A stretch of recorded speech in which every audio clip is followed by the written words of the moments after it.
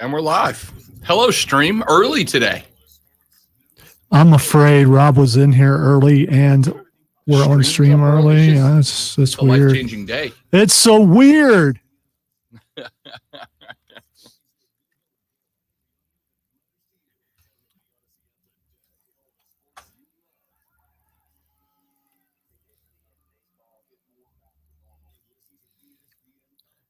You gotta do the hair whip before you put your headphones on. That's how that works. I'm just talking to the people. Okay. Yeah. Talking to the people.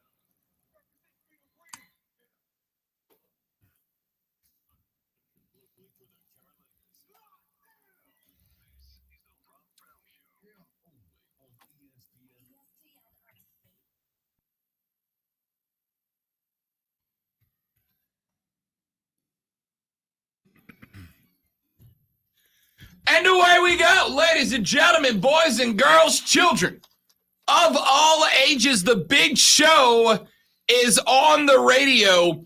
This is ESPN Upstate. Hello, Upstate South Carolina. And how do you do? Great to be with you again. I am Rob Brown. The great one, Lonzo, sits directly across from me at the boards, pushing the button, switching the switches, making the show sound as good as it does today and every day. Zoe, what's up, Colonel Grudge? Just thinking about people who I need to hold a grudge against. The list is not short. It's not a short list, but I think everyone knows who's at the top. It's me. I make you come in here and work every day. This ain't work, man. This is a pleasure to be able to not only talk on the air, but to you spend time, quality time with my friend Rob Brown. Oh, aren't you sweet and also a liar? One of the two, maybe both. I might need a hug later. Can be arranged, but you've told me specifically you're not a hugger. You have said that. I just want to point out I didn't say by you. Lonzo, we had the work meeting a couple of weeks ago. By meeting, I mean we went bowling and drinking. Well, some of us went drinking. All of us went bowling. I drank a Diet Coke. That's true, you did. And Lonzo was put off by the number of people who wanted a hug. They just wanted a hug. Just wanted a hug. And Lonzo was like, no, you don't get a hug. They wouldn't pay the fee. I mean, you don't get that close to this without ponying up some cash. That's how that works. He gets a talent fee for hugs. If you wanted to know how big of a deal Lonzo is. And by the way, speaking of getting a hug from Lonzo, wouldn't you like to get a hug from Lonzo in public? You would. You would, which is why you need to go to the website, espnupstate.com, espnupstate.com. On Thursday, Rob and Lonzo will be live at the Spartanburgers game over in the Berg. And we have free tickets to give away to Thursday's game. But to get them, you got to go to espnupstate.com. espnupstate.com. Right there, front and center on the website is a button. Actually, two of them, I think. But it says register to win Spartanburgers baseball tickets. You click on that. And it is going to take you to a website where you can, and this may shock you, register to win Spartanburgers tickets, including the opportunity to come to Thursday's matchup. That is going to be Thursday, the 29th, against the Forest City Owls.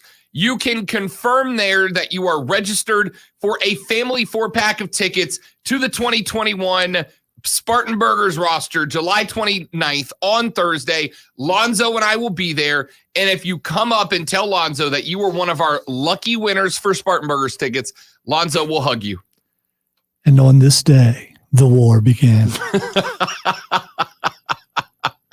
I'm just saying, people, your opportunity for and Lonzo's a bear, man. He gives those big hugs, those good hugs, those hugs that make your day better. If you go to the website, espnupstate.com, you register for tickets for this Thursday afternoon where Lonzo and I will be live for the Spartanburgers matchup against the Forest City Owls. Come up to Lonzo and say, Zoe, I registered and won the tickets on the website. Lonzo will give you the best hug you will get all day. All right. On the spot. If this indeed happens, I will, repay you in kind. But here's the thing. If you really want a hug, I'm willing to give them, but just don't touch the hair. They're weird hugs, but they're hugs nonetheless. You can hug me without touching my hair. So, unless you want to pony up a little more, because that costs more. Texter says, ESPN, I'm very disappointed in you, Rob. After all that smack you talked about bowling, you let Mark beat you at the Clemson media thing. I want you to know Mark is making that up. All right? Wait. So Mark was making something Mark's up? like, I threw 3 strikes and Rob threw gutter balls. No, I threw a gutter ball on my first throw on a lane I had never been before. And then my final 3 efforts were strike, spare, strike to end the day. Now, I didn't keep track of what he did because in bowling, we weren't keeping individual score. There were like 6 of us on the team. Everybody took 2 opportunities to throw a ball per game, and they totaled up your team score. So I don't know specifically what Mark threw because there was so much going on while we were bowling. But your boy threw 4 times. They went gutter like 6, strike, spare, strike on the way out once I got the lane figured out. So I don't know where he's coming up with this. Rob was just hurling gutter balls left and right. I threw 1. See, here's the thing. Here's what you need to do. Always have video evidence. Because then you can, or at least witnesses, where you get somewhere, find out who else was on your team. They can come clean and say that you're right. Because I believe you. I believe you. Someone else prone to exaggeration, especially when it comes to athletic feats. Yeah. It's not, I mean, that fish gets bigger and bigger and bigger. Next thing you know, Mark threw a perfect game and carried the team, except for the parts where he didn't. Except for the fact that I carried the team. And by the way, coming up at 2:30 today, we're going to be joined by a young man for the first time, a young man named Owen Watterson. Owen works for Sports Illustrated, covering South Carolina, the upstate. Clemson, South Carolina, Furman, Wofford. Also runs a blog where he covers Charlotte sports as well. So Owen Watterson's going to join us on the show coming up at 2:30. Sorry, 2:15. We'll be joined by Owen. And I will let Owen tell you what happened. Neutral observer, not being paid for this appearance. A witness. Good. Just saying. All right. You know what? I'm going to say that his observations are going to be so devastating that the host of the show for men will not show up today. And I get it. I wouldn't show up either. Just saying. Not saying. Just saying. Also at 1:30, Casey Milton of the Spartanburgers will join us on the show to talk a little bit about that. Again, if you got nothing to do Thursday and you want to come hang out with us, here's your opportunity. Go to ESPNUpstate.com, click on register to win Spartanburgers tickets, and select July 29th. That is this Thursday as the day you want to go. Somebody's going to actually multiple. I think we have 3 or 4 4-packs of tickets we're giving away. 3 or 4 packs of 4-packs that we're giving away for Thursday's game. And if you come up to us during the game and tell Lonzo that you won tickets on our online contest, Lonzo will hug you. Please shower. Let's talk sports. What do you say? Them or me? Yes. See all of the above. You live on a place you call the compound. I don't know how frequent showers are. Tuesdays, man. Let's talk sports.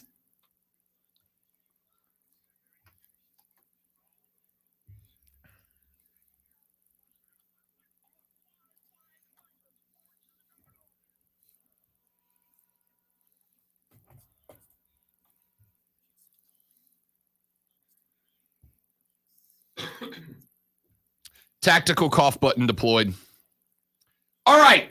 The lunch breakdown of 3 things you have to know before you go start talking sports with your friends, family, coworker, or the dog, whoever you spend your lunch break with. This will be the scuttlebutt around the water cooler.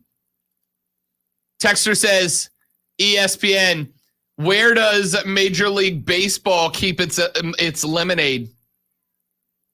In the pitcher. Ta-da. You know what? Dad Joke Tuesday, ladies and gentlemen. Dad Joke Tuesday. Give me your best sports dad jokes. I want them. I was going to say, if you're watching on the stream, you saw me rub my head. Why? Because I found that very funny, and I don't know why. Hashtag dad kicks. I should not have found that funny. Also, so at what age do dad jokes become just hilarious? I can tell you it's at 36 at least. Okay.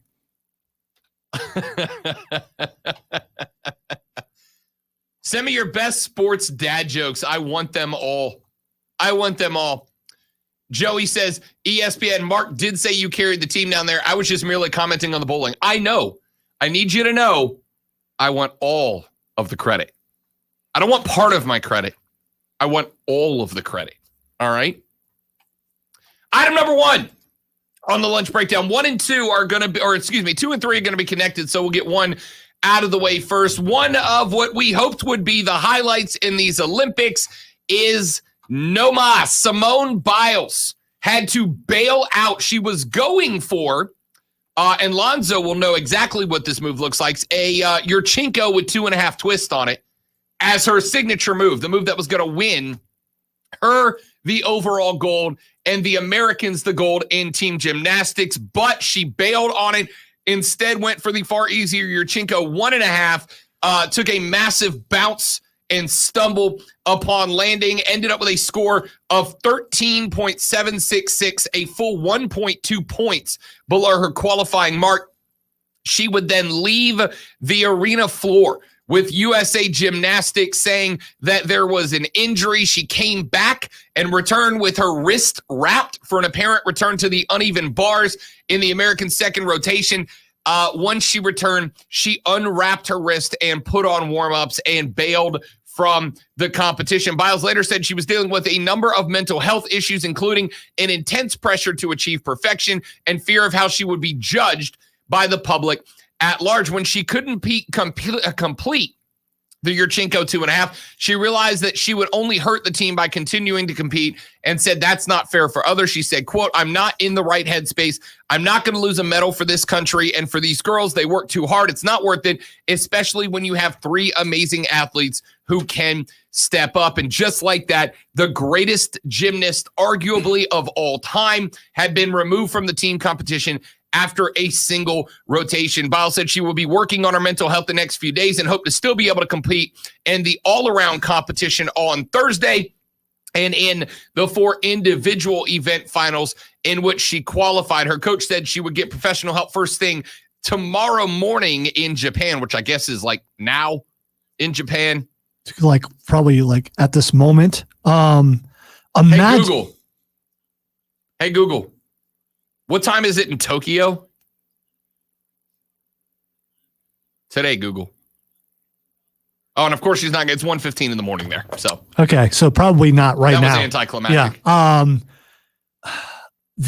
I don't recall. Well, I do. There's been a couple times where the hype was so great for an Olympian, but not to this degree. There was a couple of triathletes. It was Dan and Dave, I think, or something like that, and they made all these commercials and everything, and one of them didn't even make it past like the first round. Imagine the pressure she's had on herself, being called the greatest of all time and going in there. There's a lot of pressure. But you think it's okay if some people call her a quitter? Yeah, I think you need to leave her alone. I think it's fair to say that, and we've talked about like the Mamba mentality after Kobe passed away and Jordan's mentality when he was at the top. I think it's fair to say that if you are able to generate that mentality that demands perfection of yourself, that does not give a flying you-know-what about what other people think, I think it's easier to be the greatest blank of all time so far, right? I think it's easier if you can generate that mentality, but I don't think it's easy to generate that mentality. That's why we celebrate it, right? We celebrate the mentality of guys like Kobe Bryant and Michael Jordan because it is so rare. It is difficult to achieve. It is difficult to have that level of expectation, of perfection about yourself, right?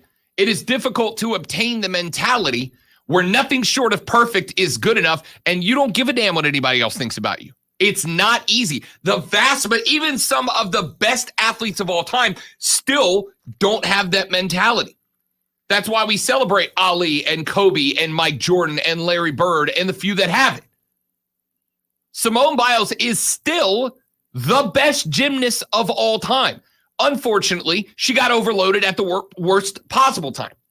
But are you, like me, completely shocked when you heard that that's the reason? Yes, absolutely. Because it was reported as an injury at first, and then they came back. And in this society right now, we are becoming more aware of when there are mental problems, and it's more acceptable now than ever. It's just, it was kind of a shock because she seems like the type of person that's been able to handle that pressure with a smile. And it just goes to show you that you never know how people are dealing with this when they're alone or in this case, in front of everybody. Yeah. I can't imagine the pressure of that, right? We've talked about that. About 4 years ago, I've been playing guitar for 14 years in my band. About 3-4 years ago, Lonzo, we got the opportunity to play at a place called Hangout down in Orange Beach, Alabama. Every year they do a huge music festival called Hangout Fest, and it attracts national. ZZ Top has played there. Tom Petty has played there, right? These big names have played there. And my band got called and asked to play on like a Friday night, the weekend before the festival. And Orange Beach, Alabama is packed. Now, I've been playing in bars and restaurants and festivals for 14 years. This was the biggest show I've ever played in front of. There had to be 2,000, 2,100 people there, right? And we knew our band was good enough because this isn't a call that you get to just like fill in for somebody. You got to be known to get this call. I've been playing with my band for 14 years. I walked on stage, and one cool thing they did on the stage, because we played on the main stage of the venue, one thing they did was in the green room, they put up pictures of all the artists who have played on the stage. And out on the stage, they put little X's of tape, and then they wrote down the name of the artist that stood in that exact spot to play their set. And so when me and the boys walked out, we're all like picking our spots. Where do we want to stand on the stage? And I stood on a little tape X with the name Petty written on it. All right. So I stood on the stage that Tom Petty stood on, standing in the place that Tom Petty stood to play a Tom Petty song to an audience of 2,000 people. And I lost it, Zoe. I have never felt pressure like that, man. And you figure it out and you get through it. But yeah, I was nervous as hell, and my voice was a little shaky when I started playing Mary Jane's Last Dance. If you can develop that attitude, and by the way, I have not been diagnosed with any mental issues that I have to fight through. I've never been clinically depressed. I've never had any sort of anxiety issues. I mean, I've had anxiety like everybody else, but I don't have them in the way that we now know they exist. And Simone Biles might. So, a piece of advice for those of you that want to bag on Simone Biles for being a quitter, here's a solid gold piece of advice. You ready for it? Don't do that. Because here's the thing. She's still one of the most decorated athletes of all time. She's still the best gymnast of all time. And she stepped out on one event when she said, me being here would hurt the team more than it would help it. Zoe, how many times in your life have you worked with somebody that you would be like, dude, you are killing us. I would rather you go away and do your work, that I would do your work, than for you to continue to bag through this and bring us all down. I have personally sent someone home for that. Yeah. Yeah. And of course they were not really happy, but I mean, in this case, what we do, if there are major mistakes, thousands and thousands of people hear it. Yep. And someone couldn't get the job done. And so I had to put them aside. I didn't send them home at the time. They got mad and left. And then eventually they quit. But, you know, it happens. And unfortunately, taking that step and having to make that decision is a really, really hard decision to make, because you understand what the repercussions are from this. And I'm sure she had to really think about, okay, if I pull out, even though it will help the team, people are going, well, Actually, it's kind of a brave thing to do, because if you do that now, everyone's going to blame her for the second place finish, I believe is what the team ended up being. Yeah, second place. Got silver, just edged out by the Russians for the gold. Sorry, the International Russian Olympic Committee, whatever. That thing. Yeah, they lost to them. Just get off, dog. Get off. Just let her be. She's still won more gold for you, or she has won more gold for the United States than I would wager, Lonzo. Everyone that's ever listened to this show combined will win for the United States. She bailed on one event, they still won silver. She's still got like 5 to go in these Olympics. Texter says, ESPN, why aren't baseball players better friends? Because they only touch base sometimes. ESPN, why shouldn't you marry a tennis player? Because love means nothing to them. All right, I like that one. That was pretty good. ESPN, I guess Oklahoma and Texas are OUT. That was great. That was great. Glad you brought that up, because those are items 2 and 3 on the lunch breakdown, which we'll get to next. I'm Robbie's OUT. He's Lonzo on the Rob Brown Show. I have that live. Okay.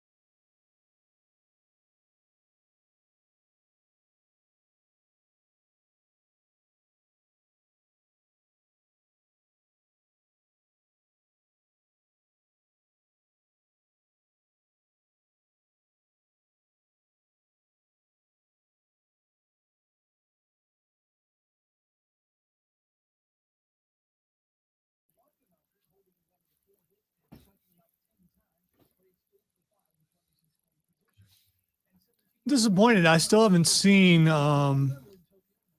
Star Wars if there's a theme, so I'm guessing there just isn't one. I haven't either. I told Courtney that she better hope there is, because if not, the suit I wear is going to be outrageous.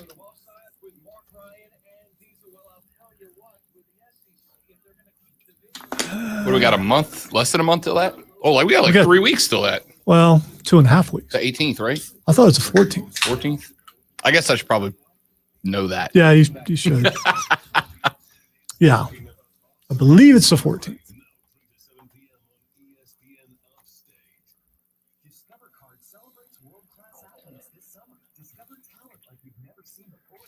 I am looking at the site. It is the 14th. Perfect.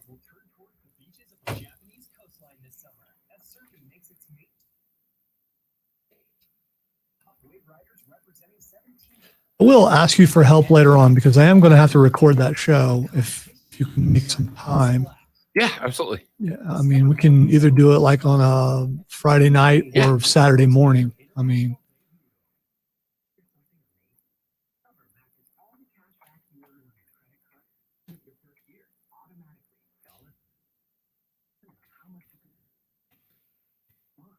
yeah, I'm looking at it. Still doesn't say anything about a theme.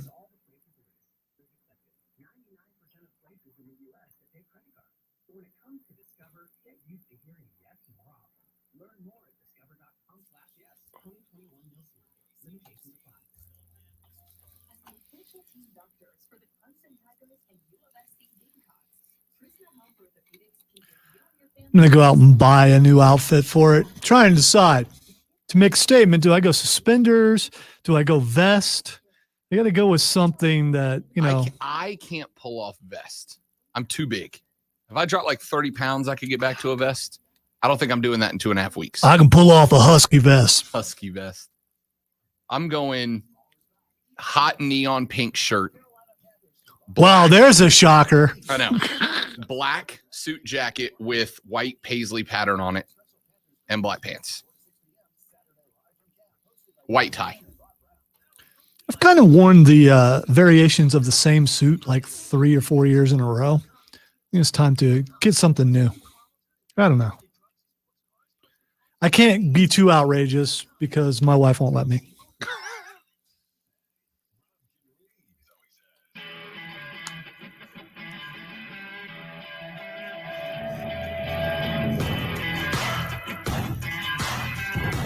Text 1. Hurricane Jeff says Simone Biles is probably a bit of perfectionist, and coupled with the fact that she might be feeling the weight of a country on her shoulders may have brought about her decision. I personally applaud her for having the bravery to step back. I actually look at it as the American women won the silver and not lost the gold. And Jeff has a great point. Simone Biles scored a 13.76. Remember when I told you coming to the Olympics that for 2.5 weeks, I am an expert on sports that I watch once every 4 years? This is it. Simone Biles scored a 13.766 on the vault. That was over a 0.5 point below her teammates and a full 0.7 of a point below the lowest Russian score. Russia took a 1.067 point lead because of it, which in gymnastics is a huge, not insurmountable, but huge number. It's like being down, Lonzo, 21-0 in football. Impossible to come back? No. Very, very difficult. Unless you're playing the Atlanta Falcons, yes. Or if you're the Kansas City Chiefs with healthy tackles. Correct. They took a 1.067 point lead because of it. Here's a fact. If Simone Biles is scoring like that, the U.S. can't beat Russia. The best, in fact, not only can they not beat Russia, but if her scores are going to be consistently like that on the vault, they might lose a medal entirely. Simone Biles less lost the gold medal for the Americans by bailing out and more allowed them to go win the silver. Yeah, of course we all wanted gold. I want gold in everything. I want to be dripped in gold, as Adam Cole Bebe would say. All right? 1. I want us to win it all. Of course I wanted the gold. And I want Simone Biles, the greatest gymnast of our generation, certainly, and of all time, probably, so far, to win every gold in every event she's in. But the reality is that if she is in a spot where that's the best the GOAT can do, the team is better with the GOAT on the bench. All right? They just are. There's no flu game for a mental illness. We had one listener write in on the Facebook chat As someone who does struggle with mental illness and depression, when you begin to spiral, it is a terrifying feeling and you feel completely out of control. Completely out of control. And that's the fear, right? That's the fear. The fear there is that if her head is in the wrong place, there is no go out and win one for the Gipper. It's not a reality. It's not a possibility. You are in a spot that you are prevented by circumstances outside of your control from making it to the next level. It's an unfortunate fact, but it is a fact. We hate it. It hurts. It's disappointing. But Simone got the silver for the U.S. by not letting her scores, the worst of her professional career or amateur career so far, drag down the rest of the team. That's all there is to it. 844-477-3776. 844-GSP. ESPN is the number. Text us on the Ingles Market text line at 71307, 71307. And start your text with ESPN so we can read it on the air. Dad Joke Tuesday rolls on. Want your best dad sports jokes for two reasons. A, they make me laugh hilariously. And B, every time I say Dad Joke Tuesday, Lonzo shakes his head no. Like, please don't do that to me. That's not it. It's just like I'm preparing man, I can't believe this is a thing now. Okay. Texter says, ESPN, Rob, where do you keep your baseball glove while driving? In the glove compartment. But hey.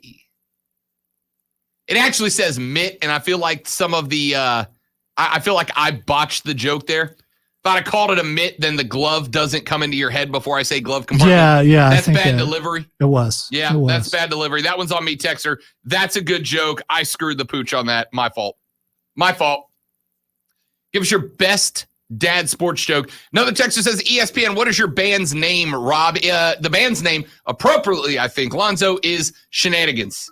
The band's name is Shenanigans. We play all up and down the Gulf Coast of Florida, Alabama, Mississippi, etc. And if you're bored and you want to see it, Facebook.com/shenanigansfwb, as in Fort Walton Beach, where we come from, or Friends with Benefits if you're lonely. It's your call. Now, here's the thing. Rob, as we know, usually quiet and reserved.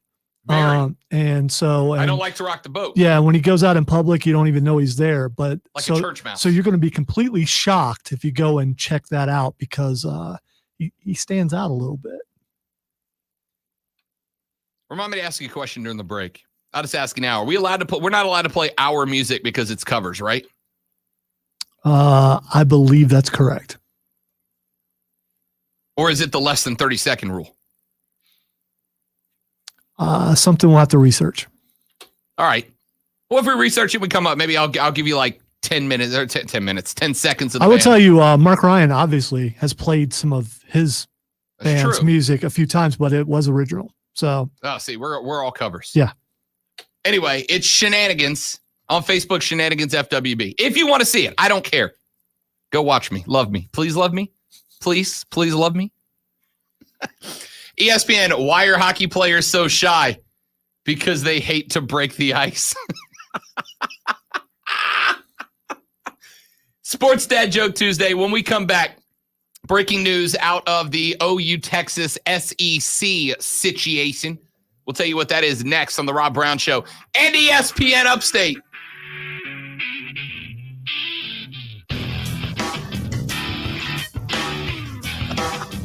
They hate to break the ice.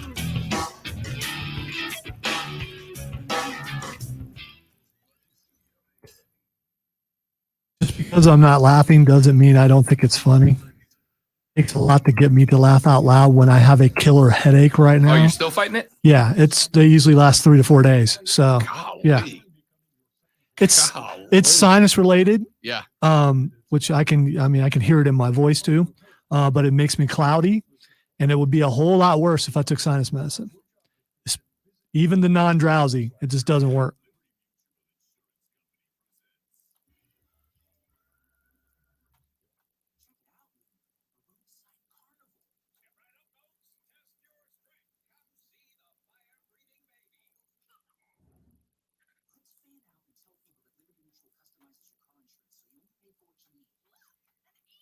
Like our logo?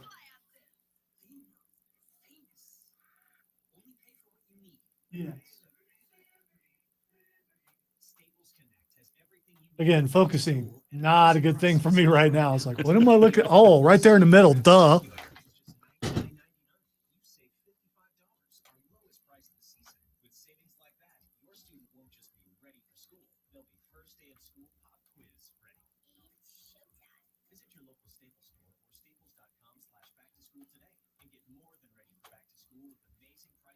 We have a Prisma in the next break. I'm looking for a certain particular photograph for you to see. There's Halloween a couple years back. You'll notice the Macho Man, including the homemade Macho Man glasses in the background. The hat is killer.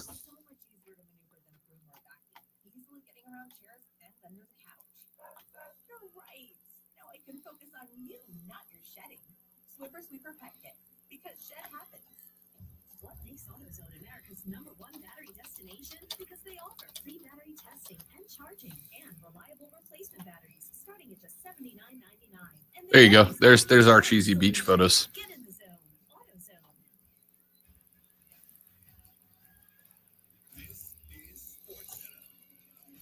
So this is the band for those of you that asked. Wait, where's my favorite one? There you go. If there's a photo that is us, it's that one.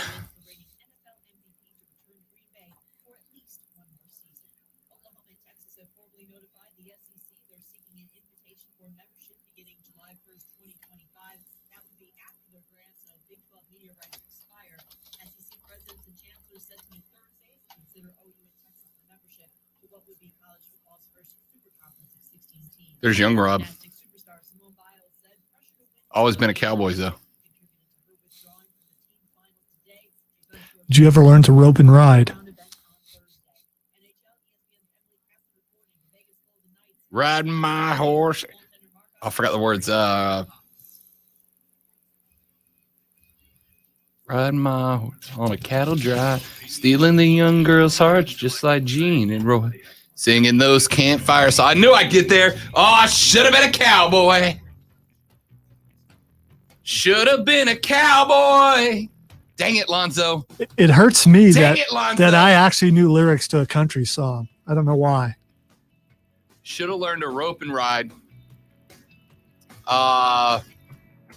He sang at Purdy.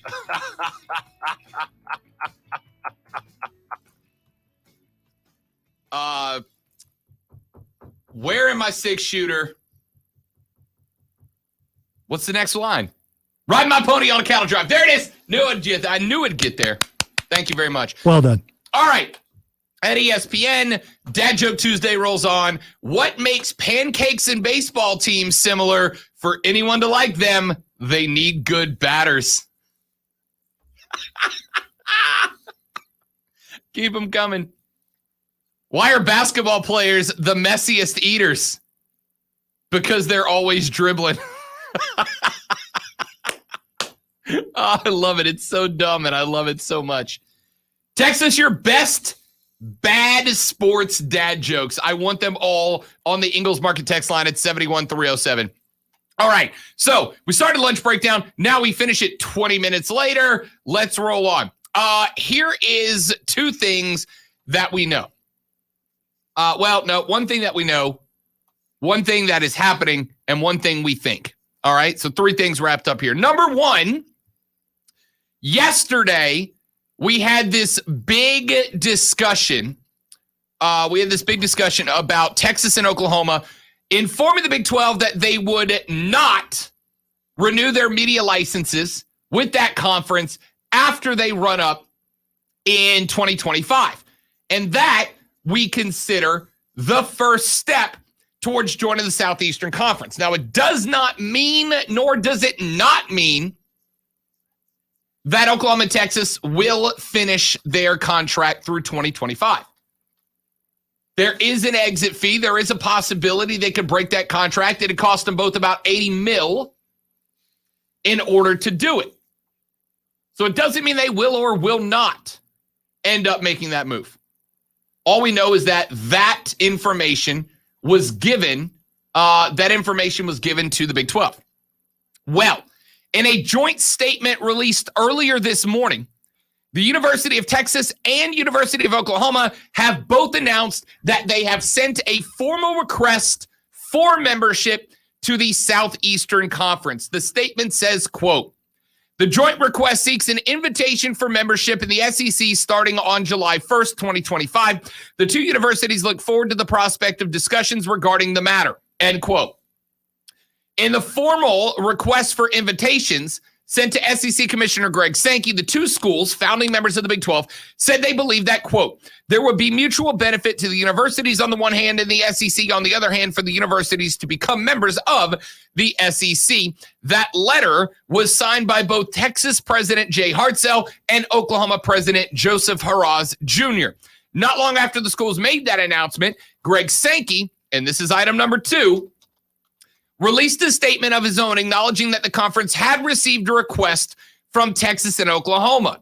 That statement said, quote, "While the SEC has not proactively sought new members, we will pursue significant change when there is a clear consensus amongst our members that such actions will further enrich the experiences of our student athletes and lead to greater academic and athletic achievement across our campuses," end quote. Sankey said the presidents and chancellors of the SEC will, quote, "consider these requests in the near future," end quote. When is the near future? It's Thursday. The group of presidents and chancellors in the Southeastern Conference are slated to meet on Thursday. Per SEC bylaws, a 3/4 vote is required for the conferences to officially extend an invitation for membership. That means 11 of the league's 14 members must vote yes for each school to officially join. That is expected to be a formality at best. It is assumed right now that Texas A&M, should they do so, will likely be the lone no vote amongst Southeastern Conference schools, meaning they will likely get 13 out of 14 to be yeses. On the agenda for that meeting is a discussion about Texas and Oklahoma, though we don't know if the official vote will be taken at that point. Texas and Oklahoma both have board meetings scheduled for Friday, and on their officially released agenda is for Oklahoma, quote, "athletics conference membership," end quote. And on the official agenda for Texas is, quote, "conference membership matters," end quote. So, as we said Monday, throughout the day, this is all but a done deal at this point. It is pretty much official, and we knew that going in, man. We knew that going in.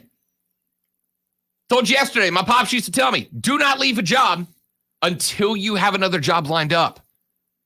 If you are getting your checks from business A, do not leave business A until business B has a date and a contract to cut a new check.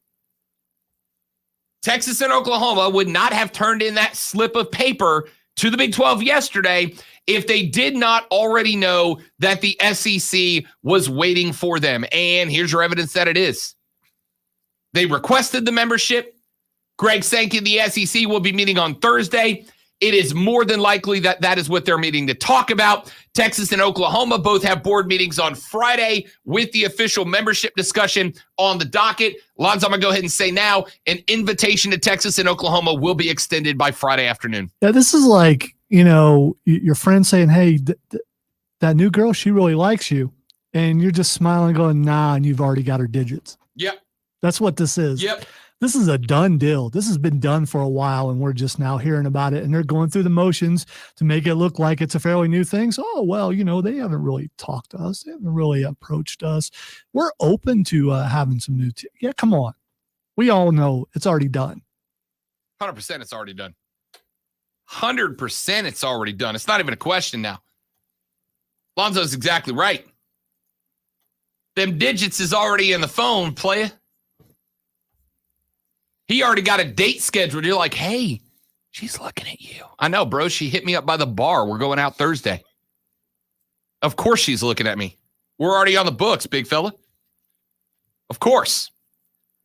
Yeah, no shock here. This is done. This is official. By the end of the week, Texas and Oklahoma will have their invitation. Now, the only question left is what year do they start playing football? What year do they move into the SEC in athletics? We know that the ball is rolling. We know that it's like, by the way, Pete Thamel from Yahoo Sports, Pete Thamel said that the process to get these two schools into the SEC, Lonzo, has been ongoing for, quote, nearly a year, end quote. A year. If Pete Thamel, who is pretty good at his job, if Pete Thamel is correct, that means that the SEC in Texas and Oklahoma have been talking for 52 weeks through the height of the pandemic about getting these two schools into the conference and kept it behind closed doors the whole time. Lonzo, is the great Ron Burgundy once said, I'm not even mad, I'm impressed. This is like Luke Skywalker showing up at the end of Mandalorian season 2. It's that type of thing. It's that kind of quiet. No one saw it coming, and boom, there it is. Yep. In statements from Texas and Oklahoma in the SEC, the year 2025 is currently being used, though the expectation is because that is for contractual reasons, right? That is to say, the Big 12, Texas and Oklahoma still have a contract in place through 2025. So if Texas and Oklahoma were to say that they would be moving on any earlier, that would be, I don't know that it would be a violation of the contract, though there is the possibility that that contract says somewhere in it, any discussion or any search for membership to another conference will be considered a violation of this contract and penalties will apply. I've seen contracts written that way.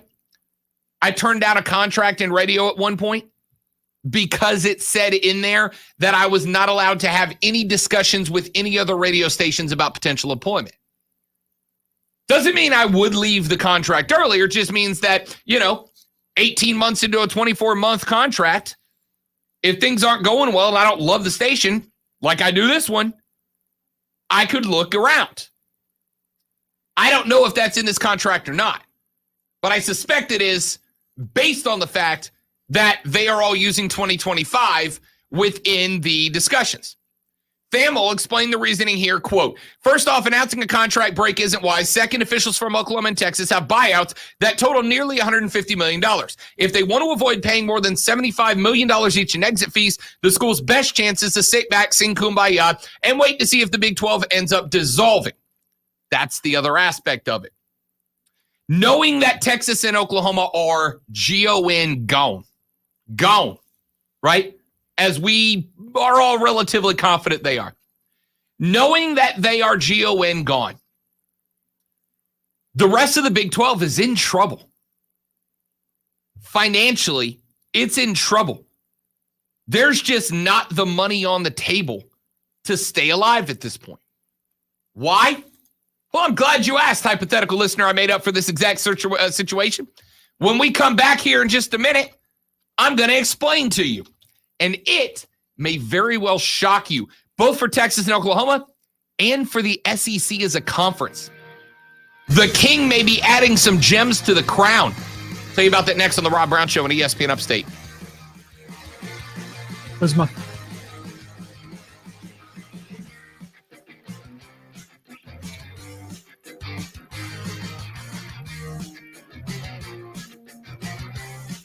Our friends at Prisma Health want to be the official healthcare provider for you and your family. Well, they're already the official healthcare provider for the Clemson Tigers and the Gamecocks of the University of South Carolina. Now they want to add you to that mix, and they make it easy for you to do just that, ladies and gentlemen. They make it easy for you. How? Why? Well, why? Because they want you to look after your health the way that it should be looked after. You can have all the money, friends, toys, family in the world, but if you're not healthy, none of it matters. Second, because if it is convenient, well, that's better for everybody, isn't it? Go to their website at prismahealth.org. Prismahealth.org, you'll see what I mean. They have over 2,400 doctors within their network. They have locations all around the upstate and the Midlands, so you'll never have to drive too far for an appointment. And With their handy dandy mind chart feature, you have all of your healthcare information right there, available and secure at the click of a button. Plus, virtual appointments available for you. If you are just swamped with family and business and work and everything else, well, ladies and gentlemen, you can line up a virtual appointment with your doctor so you can be on top of your healthcare without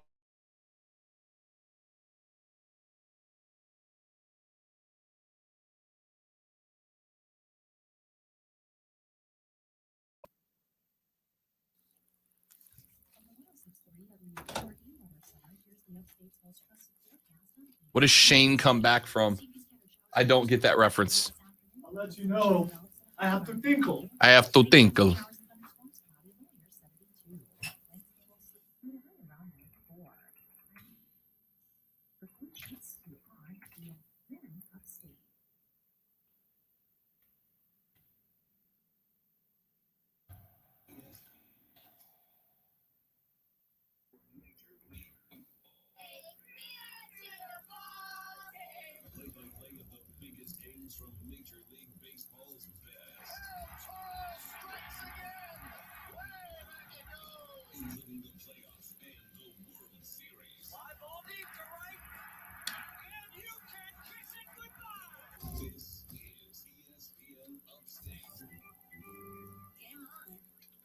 According to research, 82% of people remember radio ads. That means that 82% Shane was a Western.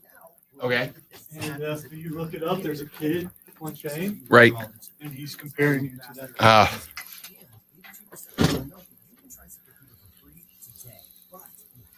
I don't think I've ever seen it. Famous line, "Don't die, Shane." Oh, we have two great dad jokes coming up on the text line. Two great ones. 82% of you will also know that I live with my mom. But the most important thing to know is that ZipRecruiter works. In fact, 4 out of 5 employers who post on ZipRecruiter get a quality candidate within the person. There's a new Lego set with Loki and Sylvie together. Looks pretty cool. I don't collect Legos, but if I did, We went to the mall yesterday. did you go to the Lego store? Lego store. Did you look at the prices? Bro. Drop a paycheck in there, man. Yeah, yeah. I mean, there's some really cool sets, Oh, yeah. but yeah, it's just. Excuse me, do you have a payment plan? I really want that Death Star, but you know. Yeah, Lego ain't cheap.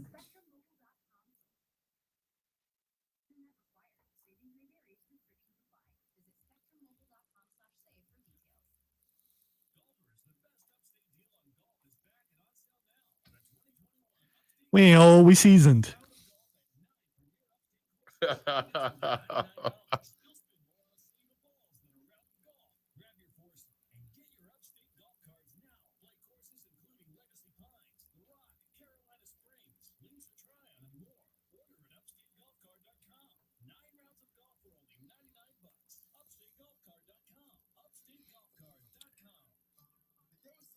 Working on my Hulk Hogan lips for when I go bald up the middle. Brother.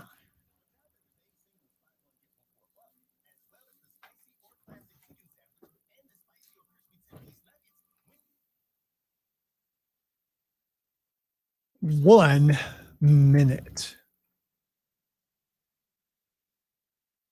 In the commercial? Yeah. Yeah, I was in the commercial.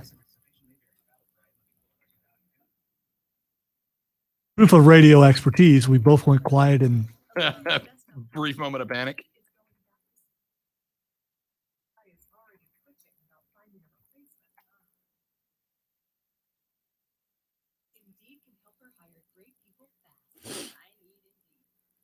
My buddy just ordered these two masks, right? That one. But this one I love. That's great. that one was stuck in my hair on the way home yesterday. There was one at the gas station yesterday morning as big as my freaking hand, man. It was like a bird. There's some weird bugs out here. Joe Bright just said he wants to order a cameo from a wrestler just to have them cut a promo on Mark Ryan. Joe, you have our full support. Full support.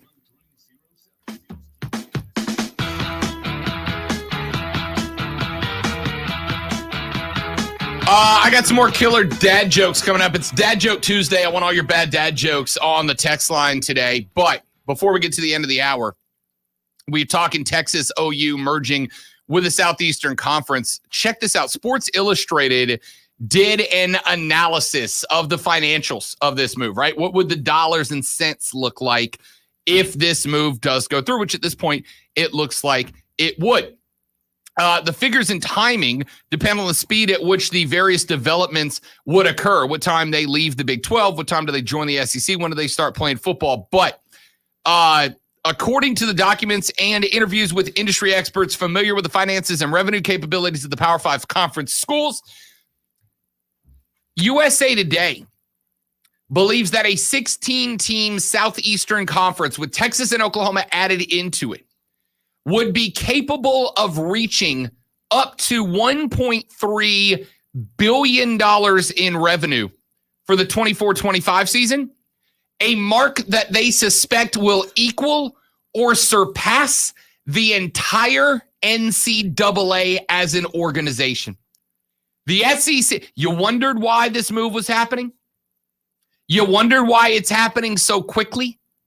You're wondering why it's happening so quickly in a matter of days, that it would, after a year of conversations in the dark, end up getting Texas and Oklahoma announced last Wednesday to be interested and likely receiving an invitation by Friday?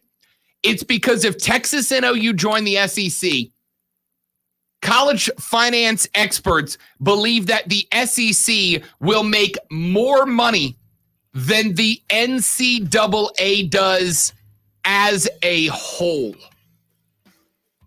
Gosh, Rob, why would they move conferences like this? How about 1.3 billion reasons, as the great Terrell Owens might tell you? All right, we got some killer sports dad jokes lined up. I want you to text your bad sports dad jokes to the Ingles Market text line at 71307. Go to ESPNUpstate.com. Register to win Spartanburgers tickets for Thursday night when Lonzo and I will be in attendance. And if you do and you win, you get a hug from Lonzo. How about that? Has there ever been a better prize on ESPN Upstate? I think not. Hour 2's next on The Rob Brown Show. This is ESPN Upstate. An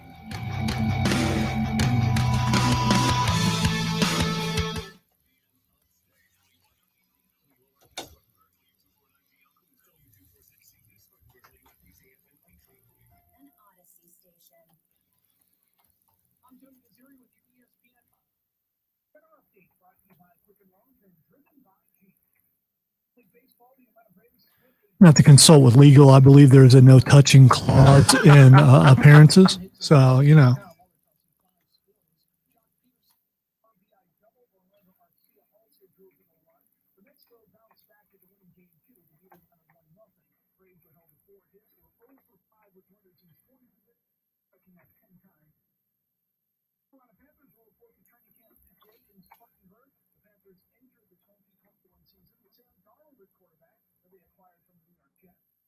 For 5-11 season and will enter year 2 under Matt Rule. They'll open up their preseason slate on August 15th when they take on the Indianapolis Colts. With your ESPN Upstate Sports Center update, I'm Tony Missouri.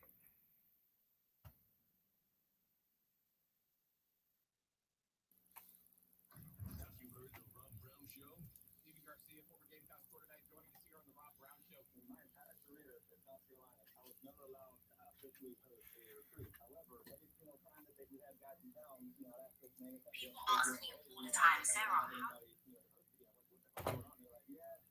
Don't get us flagged again, man. What you doing? That's why I panic push the volume down button.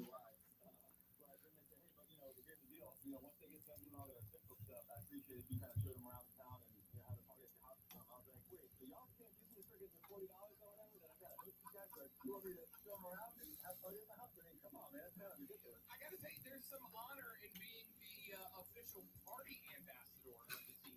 That's pretty common knowledge from what I understand about my reputation. Hey, Greenville, Spartanburg has the Rob Brown Show, weekdays noon to 3 on ESPN Upstate. The Upstate loves grassroots racing. If you do, catch PRM's At the Track on ESPN Upstate Saturday mornings at 7:30. Your engine. You'll hear from the drivers and personalities at tracks like Anderson, Cherokee, Greenville, Pickett,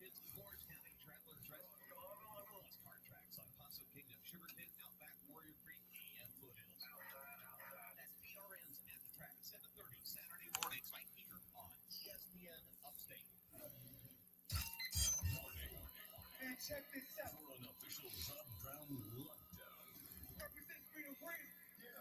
Real, unfiltered sports talk manufactured locally for the Carolinas.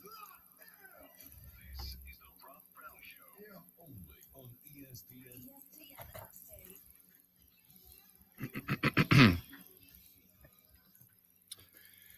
And away we go, ladies and gentlemen, the Rob Brown Show, our numero dos, right here on ESPN Upstate. Rob, Lonzo, you, 844-477-3776, 844-GSP.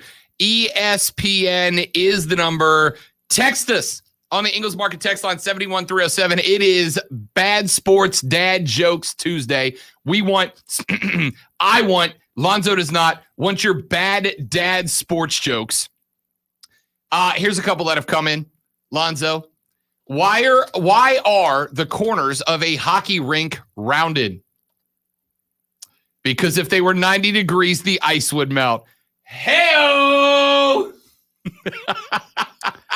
I will say they're well thought out. I'm going to go with that. They're perfect. They're perfect. At ESPN, why do the Germans always get beat by the Canadians? Because Canada brings their A game and the Germans bring their Wurst. I gotta say that's my favorite so far. Their A game. Oh, beautiful. Well done, everybody. Well done. Keep them coming. I want all the bad dad sports jokes you've got. Send them in.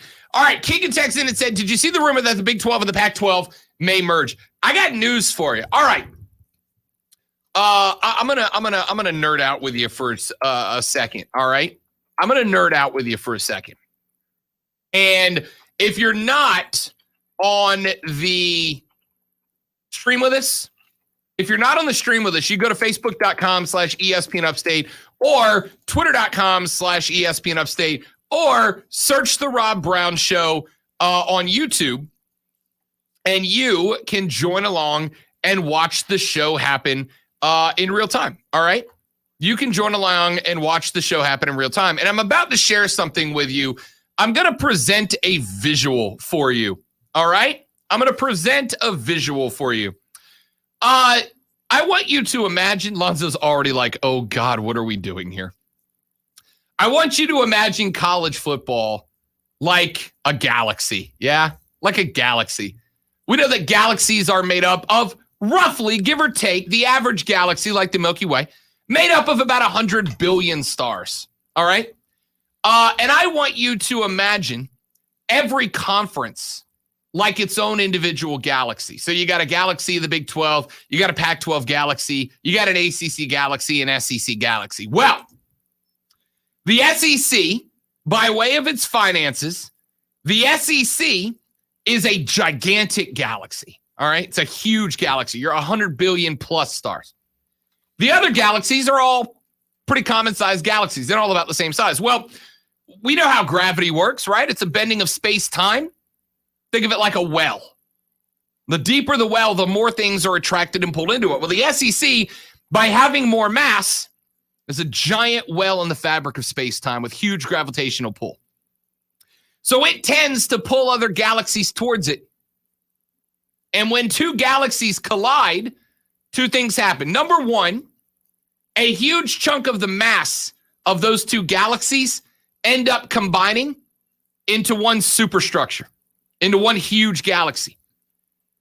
But a lot of the rest of that tends to just get flung out into space, just out into space, where it will likely drift around in the cold, empty vacuum of space for billions of years, unless it enters the gravitational pull of another celestial body. All right? Now, I'm going to play a visual. Here's what I'm looking at. And I'm using this as an example, Lonzo. We're going to science class. This is a computer simulation of what will happen in about 4.2 billion years when the Andromeda Galaxy and the Milky Way Galaxy, which are traveling towards each other due to gravitational pull, they will collide with each other. And if you watch the outside, out in this area, you'll see all these stars just ejected out into space, right?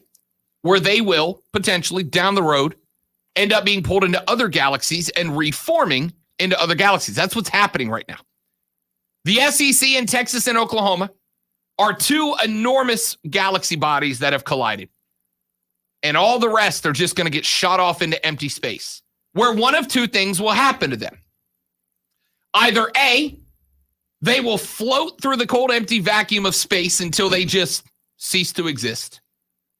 Or they'll end up joining other, probably smaller galaxies out there in the vacuum of space, be absorbed into them, and go once again back to being part of a galactic body. It's the only two options. Kansas State, Iowa State, Oklahoma State, they are all about to get ejected into space when the huge gravitational pull of Texas and Oklahoma and the Southeastern Conference collide in space to create a $1.3 billion a year super galaxy. All the other bodies, and here's the thing. Once these galactic objects collide, do you know what they care about all the mass that gets shot off into empty space? They don't. They don't care. They are comprised of what they are comprised of, and they have no emotion towards the other bodies that are now ejected out into space. They don't care. There's no feeling there.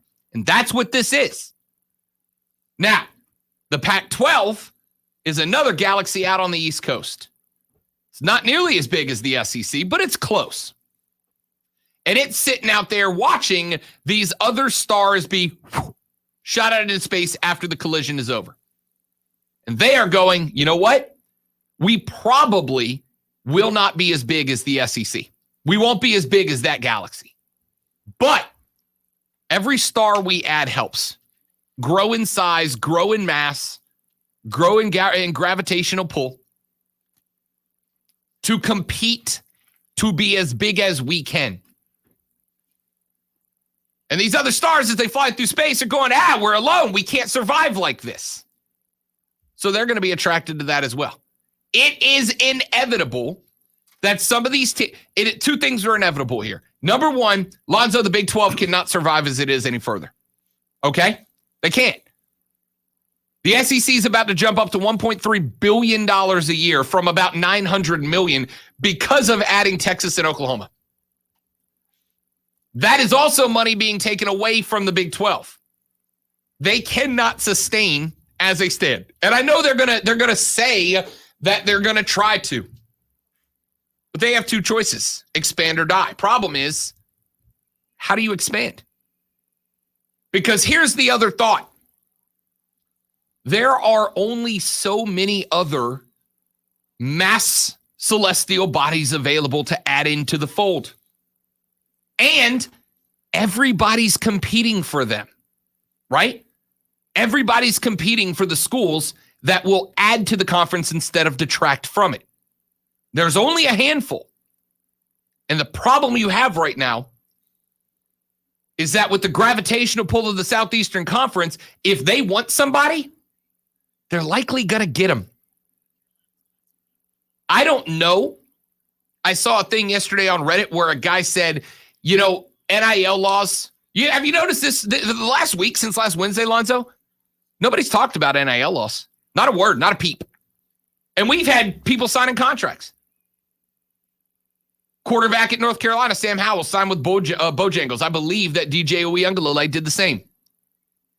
Wide receiver down in LSU yesterday signed with Waiter, which is a food delivery app, to advertise them on social media. For like 6 figures in cashola, son. Nay peep nor word about NIL. Why? Because this, if there's a threat to college football outside of the biggest programs, Lonzo, this is when you get Rob Brown on board to acknowledge that's a fact. All right, a couple of things real quick. This is what happens when someone on social media compares Rob to Will Wheaton.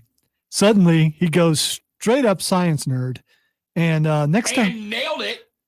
It was a great comparison. It really was. It was very detailed. And also, the next time you go science nerd, let me know. I'm going to get the old time projector noise to just play behind the entire thing because I think it will add to the ambiance.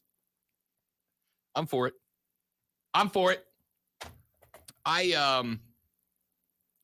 Again, nailed it. NIL will be back. It's just, I mean, SEC is just the latest thing. And this is going to die down here pretty soon because unless they're signing next week, there's nowhere else you can go with it, right? Unless the Big 12 folds. Which that is probably down the road a bit. They'll be signed by Friday afternoon. The invite, let me rephrase that. The invite will be extended by Friday afternoon. I believe that. And if it's not, it'll be in the first half of next week.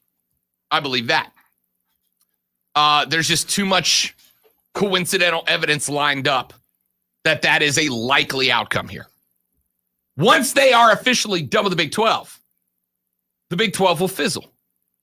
Because again, if you're a partner, are you going to invest in the Big 12 knowing that Texas and Oklahoma are gone? Or are you just going to follow where the big money goes over to the SEC? The SEC is going to soak up the money of college football now.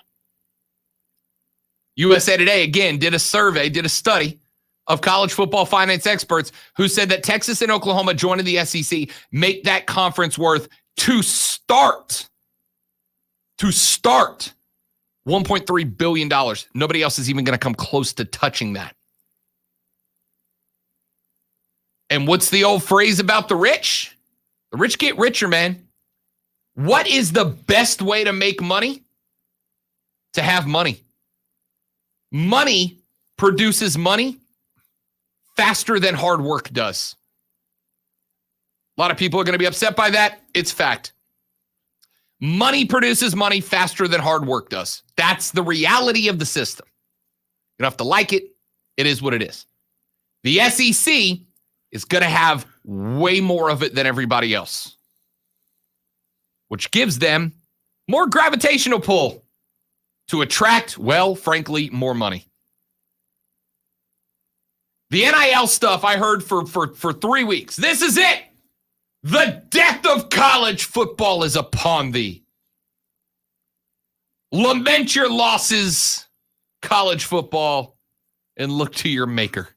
Some deaths are slow deaths. They're not immediate deaths. This is a faster death. This is a faster death.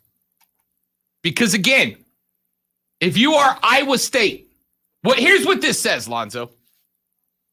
What this says is if you are not putting up a program that is a college football playoff contender, you are irrelevant. That's what this says. This is going to take the Baylors and the Iowa States and the Kansases and the Kansas States. This is going to take all of them and make them effectively worthless. There's no money coming into, fair or not, their fans may love them. This is where I think the possibility, we've heard it for years, the possibility of creating another level of college football becomes a reality. I think if you are going to keep college football at Kansas, Kansas State, Baylor, Iowa State, Iowa, etc., you're going to have to create a different level. We're going to have top-tier college football, which is going to be the SEC, and whichever of the other 2 or 3 Power 5 conferences find a way to survive. And everybody else is going to have to drop down to we have FCF and FBS as it is, right? We have FCS and FBS. You're about to get a third level. That's between the top tier level, the SEC, the ACC, probably the Pac-12 or some variation of a Pac-12, Big 12 merger in the Big 10. You're going to have a second tier. That's where you're going to find what's left of the Big 12 after Texas and Oklahoma leaves. All the teams that aren't consistent annual contenders. That's a realistic possibility. Texture says, what if college football did a relegation promotion model? At this point, I'm for it. At this point, I'm for it. 2 divisions. You put, I don't know, 50 teams in the top, all the rest in the bottom. Bottom 15 teams drop down a division. Top 15 teams of the second division move up to the top. Honestly, at this point, I'm fine with it.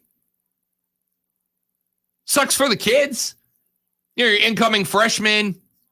Your team made the playoff a couple of years ago. They've dropped down just a little bit. You sign on, and then the next thing you know, the team before you got you dropped down to D2. But I'm out of solutions to prevent what I think is coming because of this decision. Those of you who said NIL is going to be the death of college football, this is infinitely worse. To be a nerd again, Thanos just got a 4th stone. And he's looking to find 5. I don't know what's next. The SEC's a super conference. They have 16. The rumor is they're not done. And don't tell me it's not true. Don't tell me there's not other big schools that can't possibly be in the mix. Because as Pete Thamel of Yahoo Sports reported earlier, Zoe, Texas and Oklahoma have been meeting out behind the barn after sundown with the SEC for a year, and none of us knew about it. Well, Greg Sankey, we're not actively trying to grow the conference. Really? You've been meeting with Texas and Oklahoma for a year. That, to me, is like... The hot girl doesn't actively have to look for. Correct. You're not wrong. I feel like I'm going to Mark Ryan. Girl analogies today, Mark yeah. Ryan analogies today. I don't know why. But yeah, she doesn't have to go looking to get people, to get suitors. They come looking at her. I agree, right? I agree. That's absolutely a fact. But this is like if you find your partner at a bar, 3 martinis deep, kind of nudged up next to the other individual next to them, and kind of like running their finger up and down their arm, and you're like, whoa, what are you doing? Oh, no. I wasn't actively trying to hook up with them. Yeah, no, you were flirting. We're not actively trying to expand the conference. BS, dude. You've been having this talk for a year.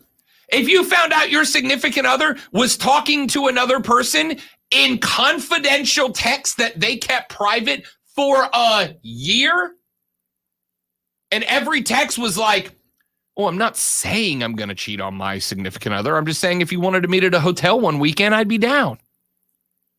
Yeah, that's what you're doing, Greg. That's what you're doing. There were rumors a year ago, 2 years ago, about conferences just creating the super conference and getting rid of the NCAA altogether. Is this the precursor to that? Will this make the NCAA so irrelevant that it just goes away? You know, we've been talking about the Big 12 fading. I don't know. If the NCAA is making less money as the governing body than a single conference within it, what's the old golden rule, Lonzo? He who has the gold makes the rules. Bingo. Correct. If the SEC can outfund the NCAA, I got news for you. The NCAA is just the SEC's enforcement arm at that point. That's it. They're just the NCAA's enforcement arm. Greg Sankey calls the NCAA and says, hey, we're not particularly big fans of Rule 3.14-2A. And Mark Emmert's like, okay, well, we'll hold a committee meeting. And the next thing you know, Rule 3.14-2A suddenly Well, after many months of discussions, wait, no, you're the enforcement arm now.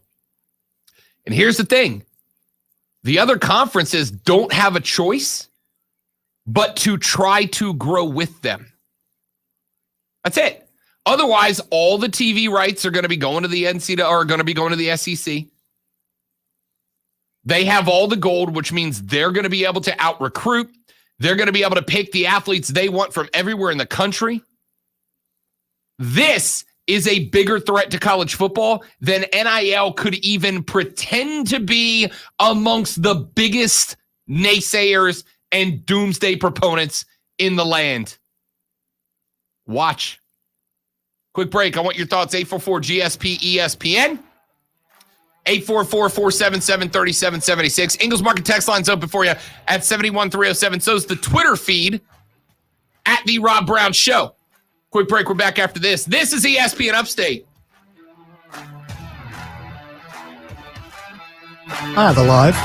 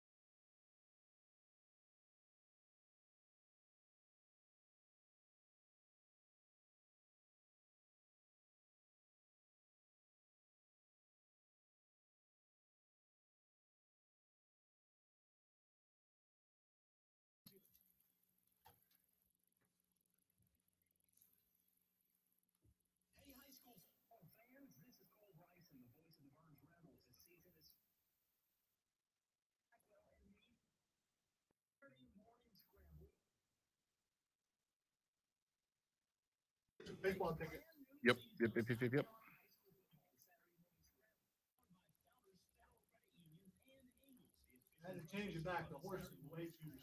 I saw that. That horse has got more rhythm than I do. Amazing. Fall is back. ESPN Upstate welcomes the Carolina Panthers to Wofford College for Training Camp 2021. It all starts Saturday, July 31st in Spartanburg. Join ESPN Upstate for our special Panthers preview show from 4 to 6 p.m. Saturday live from camp, hosted by Mark Ryan and Rob Brown. Powered locally by TLC Motors, South Carolina's high-volume, low-profit dealer. TLC TLCmotors.com. TLCmotors.com is your best new car alternative. Lifted trucks, sports cars, luxury cars, SUVs. TLCmotors.com has you covered. TLCmotors.com. Hey, it's ESPN Upstate's Mark Ryan. Join me at Ingles Markets this and every Thursday from 3 to 7 with a special live edition of Offsides with Mark Ryan. This Thursday will be at 1524 Locust Hill Road in Greer. Brought to you by Ingles Markets on ESPN Upstate. The Upstate Golf Cart is now on sale. For just $99, 2 rounds of golf at 9 premier Upstate courses like Links or Tryon. Yours today. .com. Reddit user Flamo Damo says, "This is the worst phone I've owned. People are always bothering me about it. I'm scared just to use my phone in public as a random someone may just give me a stupid grin or whisper to their friends. I cannot stand the fact that I just can't relate to normal phones anymore."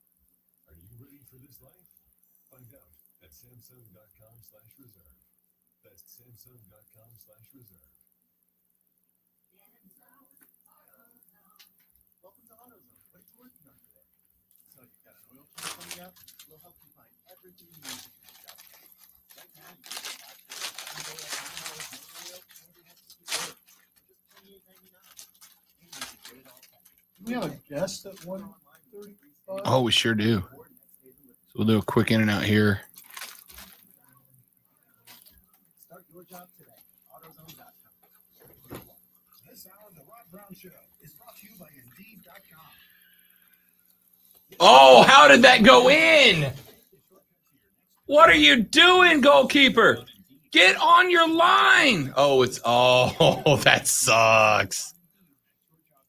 What a nice little. Oh, it's an own goal. It's an own goal. Ah, Oh, no. Disaster. Want to remind you that coming up on Thursday evening, Lonzo and I will be live at the Spartanburgers game over in Spartanburg, South Carolina. We'll be all around the stadium doing all kinds of fun stuff. You want to go? Of course you do. Go to ESPNUpstate.com, ESPNUpstate.com, and right there on the front page, you're going to see a little button that says register for free Spartanburgers tickets. We have, I believe, 4 family 4-packs to give away for that game. And we want to see you at the Spartanburgers game. Go to ESPNUpstate.com, register for your tickets. If you are one of the 4 winners of the family 4-pack, come up during the game, say hi to Lonzo, and he'll give you a hug. The best reward one could I will too, for the record. If you want a hug, I will give you a hug as well. We can take pictures, shake hands, high five. Please wash your hands before you do. But yeah. you do realize you're making me a little anxious. And I know that's why you're doing this. I wouldn't dare. Because since you mentioned it on the air, now I'm obligated to do it because I wouldn't want to be the bad guy. False advertising and all Yeah. that. Wouldn't want that to happen. Like an FCC violation if you don't do it now. Anyway, go to ESPNUpstate.com. Register for your tickets. The family 4-pack could be yours. Come on out. And if not, that's all right. Come out to the game anyway. It's cheap. It's fun. It's affordable. That's one of the, I can't go to baseball games. It's too expensive. Well, come to the Spartanburgers game. It's not. Spartanburgers have said from their inception that at the end of the day, their goal is to provide an entertainment for them. And also, there's some pretty good baseball going on. Are you ready to bring the heat? What am I not ready to bring the heat? You saw how angry I got bowling against no one, Lonzo. So if they were to clock your pitch, I could probably still touch 73, 74. It's been about 5 years since I threw a baseball.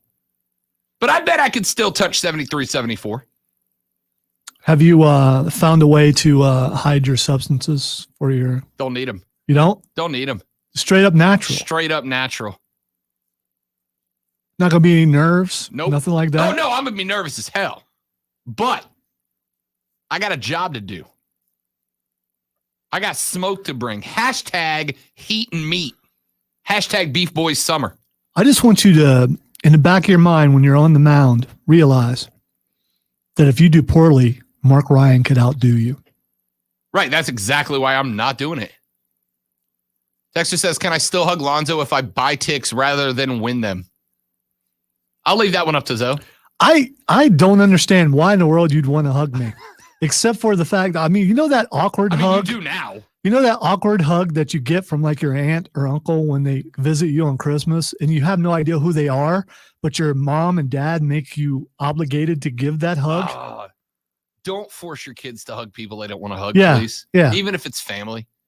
Don't force your kids to hug someone they don't want to hug because then they turn out like Lonzo and they hate hugs. All right, I can't do that. It won't be that bad. It won't be that bad. I'm just saying. All right. By the way, also, if you are like average friends, you're not like totes BFFs, the one hand hug is appropriate, right? The clasp of the hands up front, you pull it in, one hand over the shoulder, two pats, you go back out. I personally prefer the church deacon hug.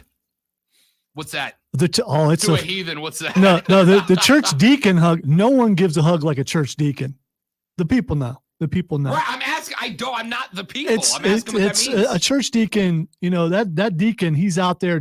He's kind of like the greeter at Walmart. Right. He's there to keep order, but he's there to make you feel welcome. So it's like a two-hand all oh the way yeah, around, oh like a yeah, bear oh hug. yeah. You know what? It makes you feel safe.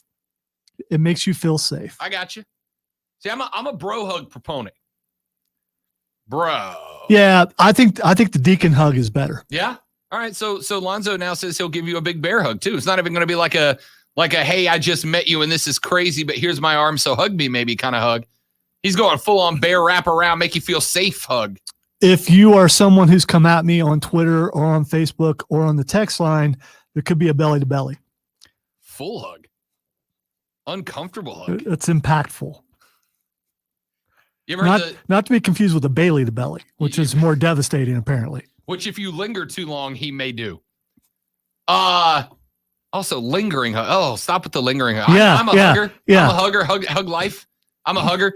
But like If your hands move on the hug, there's a problem. Like on the back, if there's a little bit of a caressing going on, no. Now, back pat. Good with the back pat. The old Oh, double tap. and if it's a manly pat, Yeah. because it's a manly hug, Yeah. it's like one of those where you kind of you feel it in your chest a little. Yeah, Yeah. I'm all right with that. Back pat, fine. But if I get, Yeah, you don't. Well, it depends out. on who you're hugging. it's also true. But if I don't know you and you give me the caress, I'm out. Let's take a break. Speaking of the Spartan Burgers, Casey Milton of the Spartan Burgers joins us next. We're actually going to tell you what you can expect when you go to a Spartan Burgers game. Like if you go to ESPNUpstate.com and win one of our 3 family 4-packs or 4 family 4, however many are. There's some family 4-packs to Thursday's game where Lonzo and I will be, and Lonzo's giving out full-on bishop hugs. His words, not mine. Deacon hugs, bishop hugs, totally different thing. Back after this.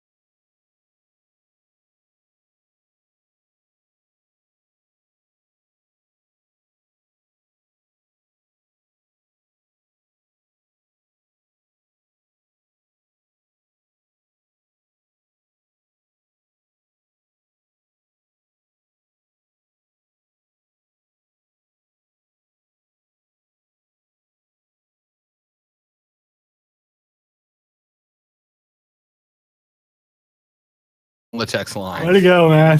Way to go. And I know it wasn't intentional because you don't want none of that.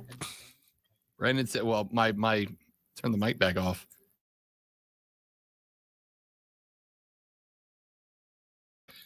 Rob, you're going to have to buy that mic dinner after hugging it.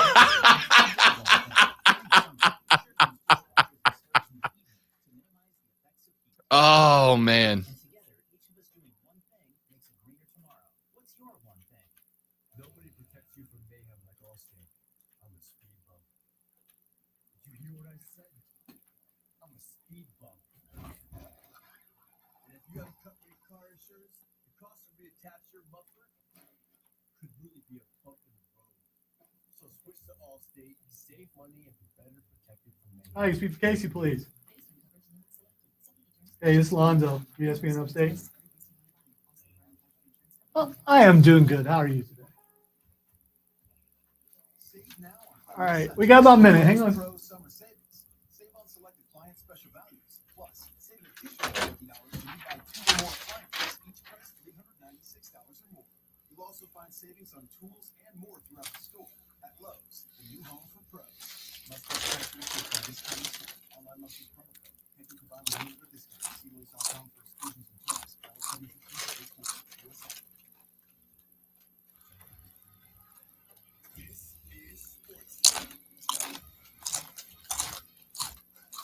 This is sports. You watch Raw yet?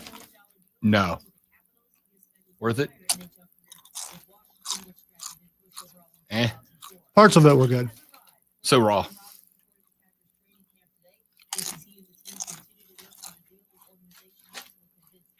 Riddle versus Morrison. I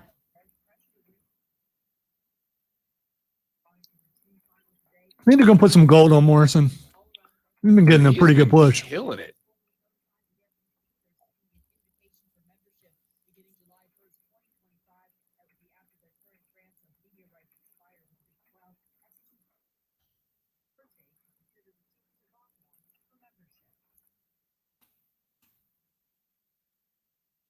By QC Connect, right? Next break. It did this time.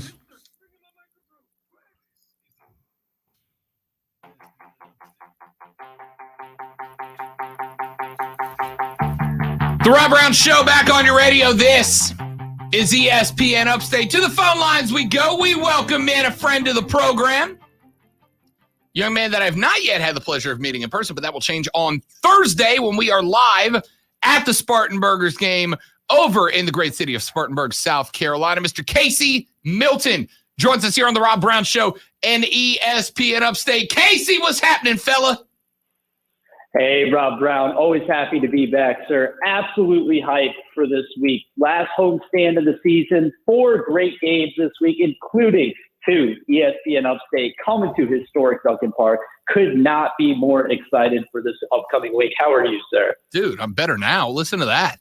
Listen to that. My man's hyping the game more than me, and I hype me a lot. I'm like the T.O. of radio, and Casey is now my Flava Flav.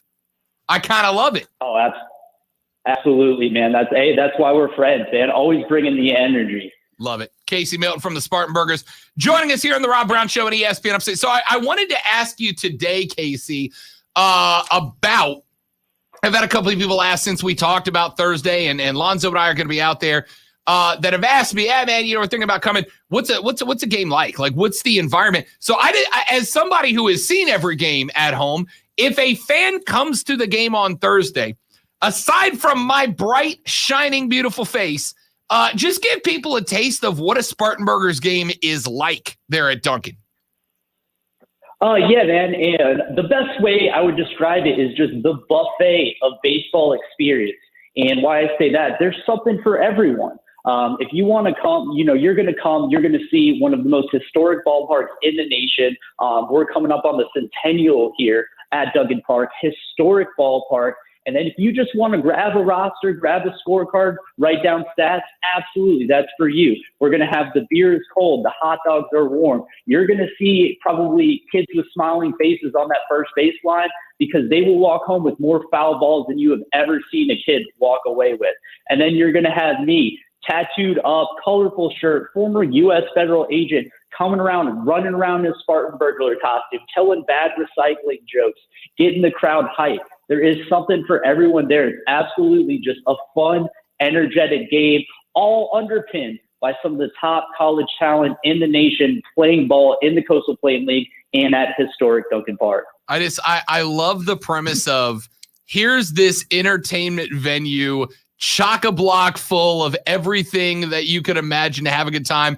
Oh, and by the way, some of the best baseball talent at the collegiate level in the country is also going to be playing a game. And I'm saying that non-sarcastically. I love, Casey, that so many teams would look and go, hey, we got all these great players. That should be enough for you. And you guys are, on the other hand, going, no, we want this to be for everybody. We want this to be a spectacle from top to bottom. I think that's got to be the selling point. Oh, no, and 100%. And don't get me wrong, the baseball is amazing. I think we saw this weekend, we saw one of our pitchers, Jacob Korn from Western Carolina. Man went 7 scoreless innings, which you rarely find in that league. Most starters would go 4.5, 5, 11 Ks. It's absolutely lights out performance.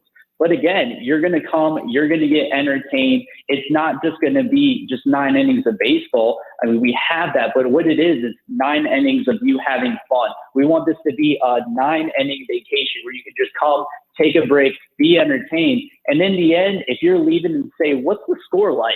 Because, man, I just had fun. I mean, that's the top compliment for me. I love it. Casey Milton from the Spartan Burgers here on the Rob Brown Show on ESPN Upstate Thursday night. Lonzo and I will be there for ESPN Upstate Night 1. Friday night, Mark Ryan will be there for ESPN Upstate Night 2. I have told the people some of the things I'll be doing. Casey throwing out a first pitch, sitting in on PA here and there, some of the fun stuff. But you guys also have some stuff lined up for Friday for me and the fans. That is going to be big time.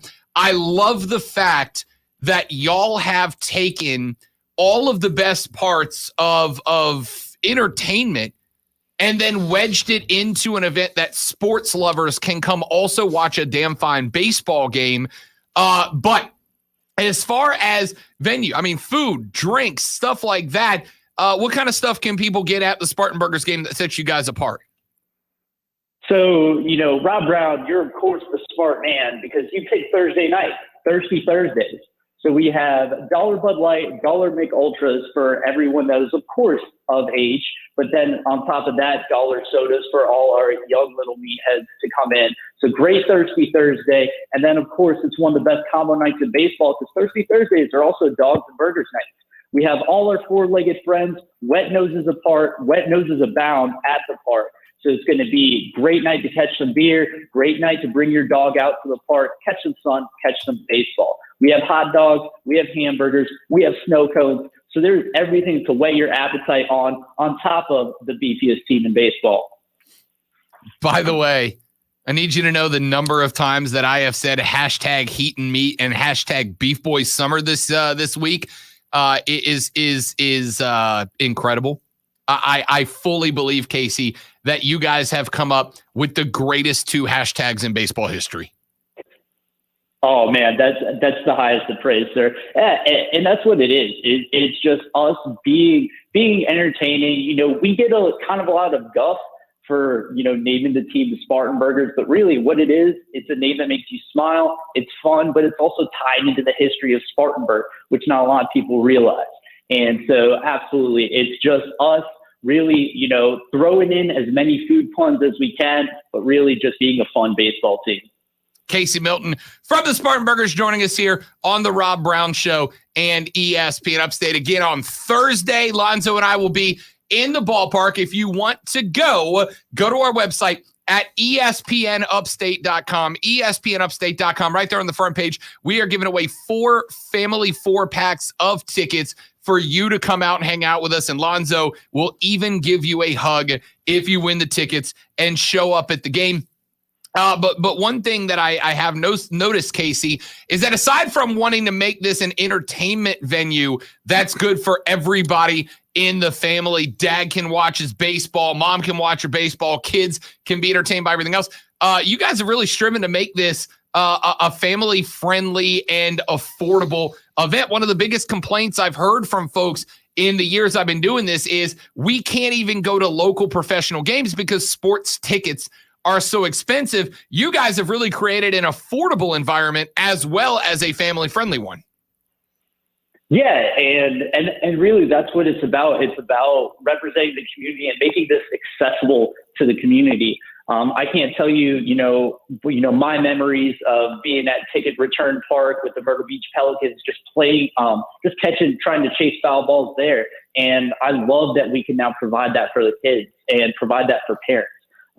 Something I always love to hear is, I came to Philly, Spartanburg Phillies games as a kid, and now I could bring my kid to help create those memories.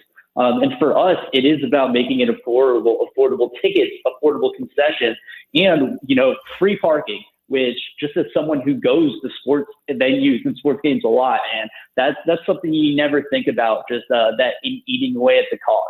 So now instead of paying for parking, hey, maybe you get yourself a nice Spartanburgers hat, walk away with a mini bat, or just keep that change in your pocket.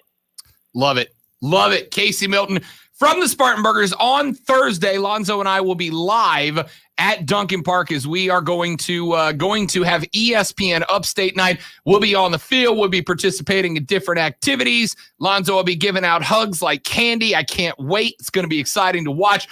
Looking forward to it, Casey, man. I know it's going to be an incredible night. We've got, again, tickets at ESPNUpstate.com. Go there, register for a family 4-pack of free tickets.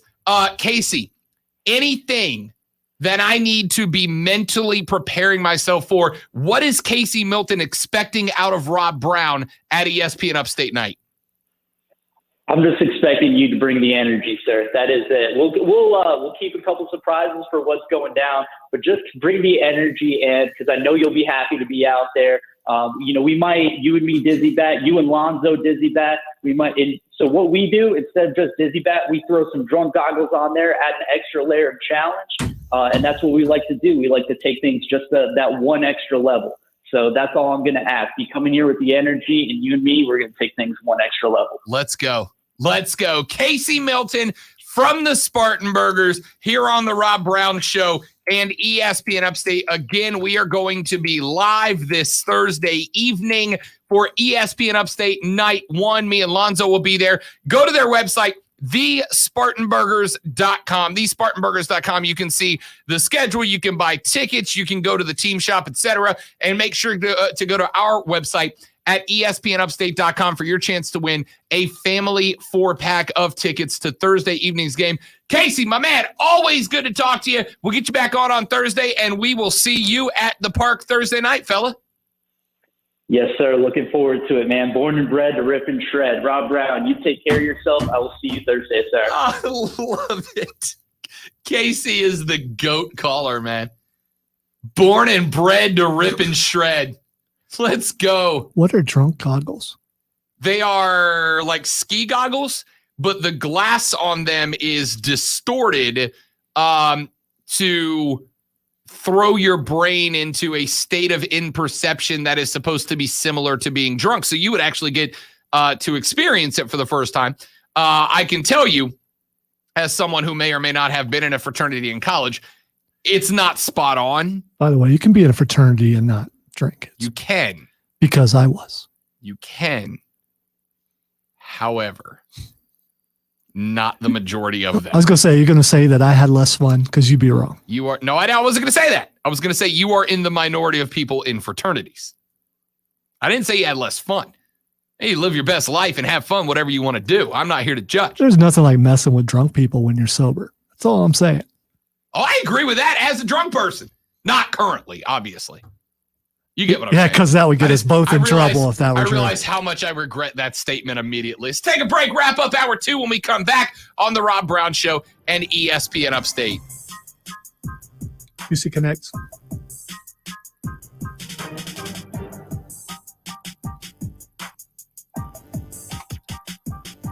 Our friends at QC Kinetics want you to be able to live a natural, pain-free life. You know, like when you didn't have that chronic joint pain that jumped up and bit you all the time, like you could when you picked up your grandkids and your hips and back didn't hurt, like you felt way back in the day when you could play around a golf and not regret it because your knees hurt the next day. It's just that simple, ladies and gentlemen. That's what they want you to be able to experience. And if you want to experience that, and of course you do, you need to go to their website right now at qckinetics.com, QCKINETIX.com. Go to QC Kinetics. And when you do, you can read all about the science. You can read all about how their non-surgical biological treatment can help you feel better naturally, faster, without surgery. And it's quick. It's easy. It's painless. You're in the office. You get the therapy. You leave the office. You go back to your regular day-to-day life. It's just like that. Go to QCkinetics.com or give them a call right now. Mention the Rob Brown Show. Get that first consultation for free at 864-448-3772. 864-448-3772. It's our friends at QC Kinetics.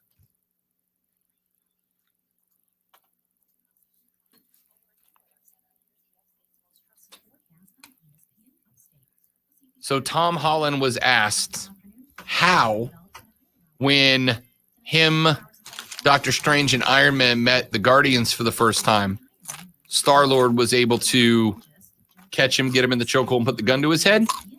And they asked why Spider-Man, who is supposed to be the best at escaping situations like that, was caught. And his answer was, because during filming, I wanted to be cuddled by Chris Pratt. Who, as a former fat man, gives great deacon hugs, I'm sure. I'm sure.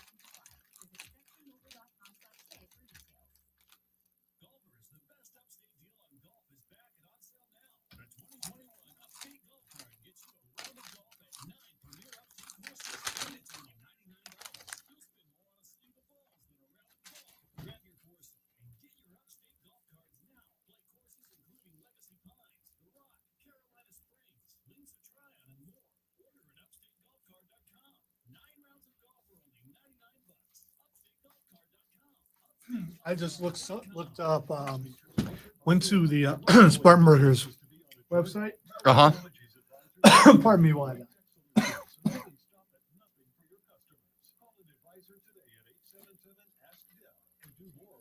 and saw a certain race. I can't do Dizzy Bat Race. I can tell you in advance. I'm not talking about that. Okay. I'm talking about the other race that we had discussions about. You have to go through the pictures and you can see it. You know, Keegan takes a lot of these. Mascot race. Heads are completely visible. It does not look like what I expected.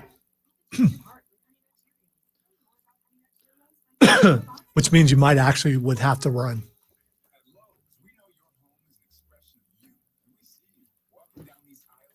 Unless you just want to be funny and do the power walk. I want you to take on Mark in a blindfolded pillow fight. Ooh. Because I got news. I would immediately be barking signals to you.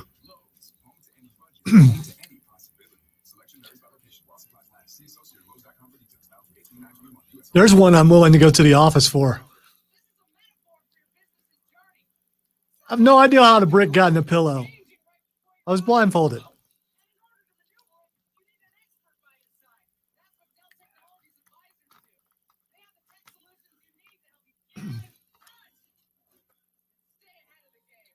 Although two full-grown men pillow fighting just doesn't send a message that I would like to be a part of.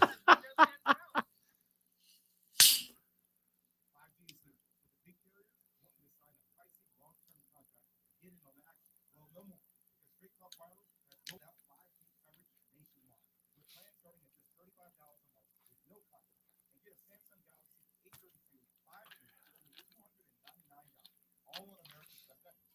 5G coverage, 5G phone, less money. Straight Talk Wireless, no contract, no compromise. 5G capable device required, actual availability, coverage is key. This report is sponsored by Audible. Summer is here, and Audible is ready. Whether it's about road trips or just a return to your daily commute, stream bestsellers, new releases, great originals, and podcasts all in one app. Try it free for 30 days at audible.com. Dispensing real, unfiltered sports talk every weekday noon to 3. This is the Rob Brown Show on ESPN. All right, wrapping up hour number 2 of the Rob Brown Show right here on ESPN Upstate. When we come back in hour number 3, still want your sports bad dad jokes. Your sports bad dad jokes. We've got a couple of great ones. I'll give you those when we come back in a few minutes. Also, keep talking about the expansion talk. Huge news breaking today. Huge news breaking today out of the SEC/Texas and Oklahoma deal. We knew yesterday that Texas and Oklahoma informed the Big 12 that they would not be re-signing their media network. Now, according to Yahoo Sports' Pete Thamel, Texas and Oklahoma have been meeting together for over a year in order to make this merger happen. And the next line of thinking is, could the Big 12 and the Big 12 end up creating a merger? Looks like the answer is a yes. All that more, plus an Olympics coverage update when we come back. Texture says ESPN, Rob's about to get randomly selected for a drug test. It was a joke, listeners. Gosh, so literal. Yeah, if they did that in radio, a lot of people would be in trouble. Yeah. Not in this building, though. Not in this building. Bro. 1 hour left of the Rob Brown Show. It's ESPN Upstate, brother.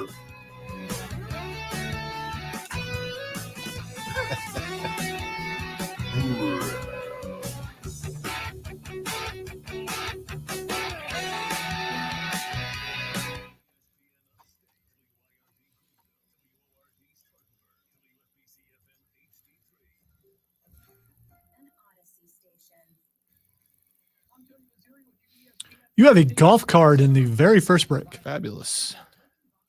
Saw a tweet. Denzel Perryman brought his pillow, but not a TV to camp. Says, I'm all business. He got a ticket on the way to Spartanburg. Be careful. If you're on your way to camp and you just came in. Oh yeah, I saw that. Oh man. Let me just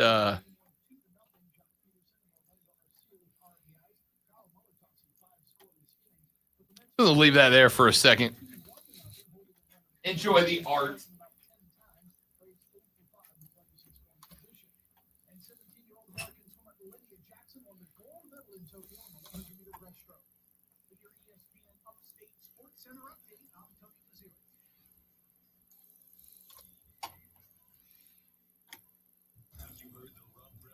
My job is not to come in here and talk only about the sunshine and the rainbows. My job is to take a look at every aspect of what's going on with your programs and to give you my opinions on them. I don't think I have been negative about South Carolina at all. I think I was negative about the hire of Shane Beamer when there were people that I thought would be a better fit for the job. I have told you what I think my silver linings are. That's half the reason I had Steven Garcia on, because Steven Garcia is one of the guys that is a big chunk of the reason that Shane Beamer is in as the new Gamecocks head coach. The players love him, but it does not take away from all of the other things that have to be considered. Yes, I do have to look at similar situations in other parts of the country and compare and contrast. Hey, Greenville, Spartanburg, catch the Rob Brown Show weekdays noon to 3 on ESPN Upstate. Radio.com is now Odyssey. Download the Odyssey app and listen to ESPN Upstate and all the sports, news, music, and podcasts. Yes, we are surrounded by monsters, or a couple anyway.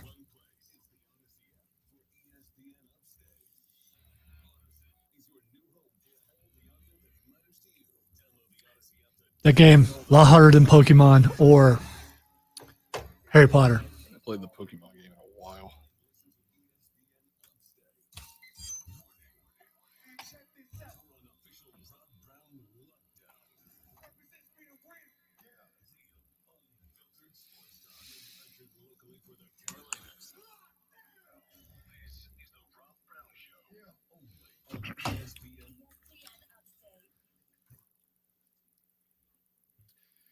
The Rob Brown Show back on your radio. This is ESPN Upstate.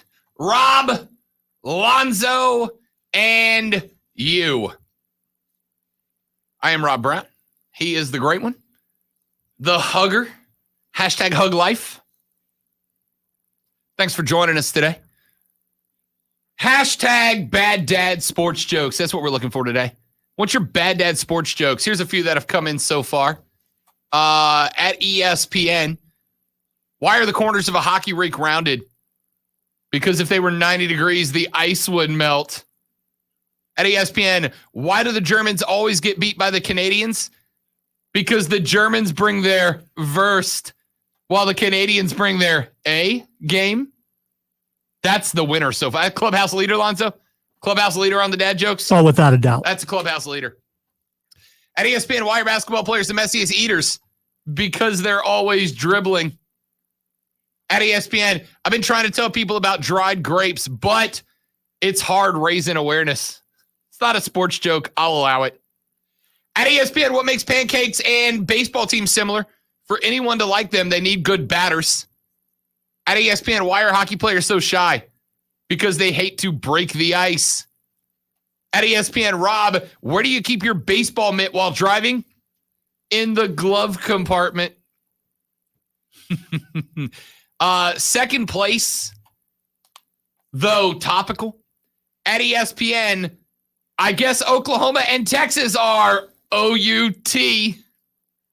But hey.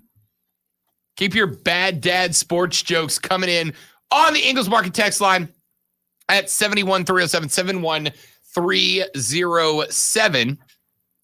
If you want to text into the show.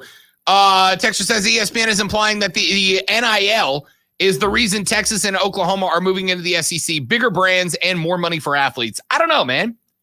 I don't know. Texas is a pretty healthy state to be in for money, right? Pretty healthy state as far as the corporate side of things go.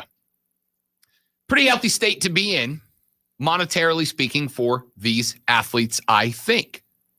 I think they're in good shape there. There's a possibility because the SEC the SEC has more of a national prevalence than Texas and Oklahoma do, both on their own naturally and as members of the Big 12. So it's probable, possible at least, that is the reason. But we talked a little bit about it. I think that you are in a spot. I think that you are in a spot that is a bigger threat to college football than NIL or anything else ever has been to the sport. You guys know me. When NIL got signed, I told the doomsday prophets, hey, relax. College football's not going anywhere. Tactical cough button deployed. College football's not going anywhere. College football's not going to die because the players are going to get some cashola in the pocket, get a little bread in the cabinet. It's not dying because of that. I try not to knee-jerk. I don't like to knee-jerk reaction. I think it gets you into some pretty rough spots if you start to drop knee-jerk reactions. It's a pretty tough spot. I try not to react, to overreact, I guess is the better way to put it. I try not to overreact.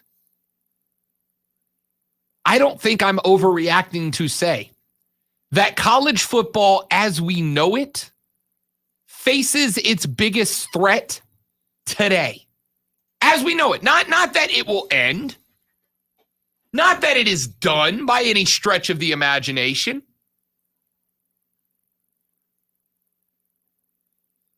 When it comes down to it,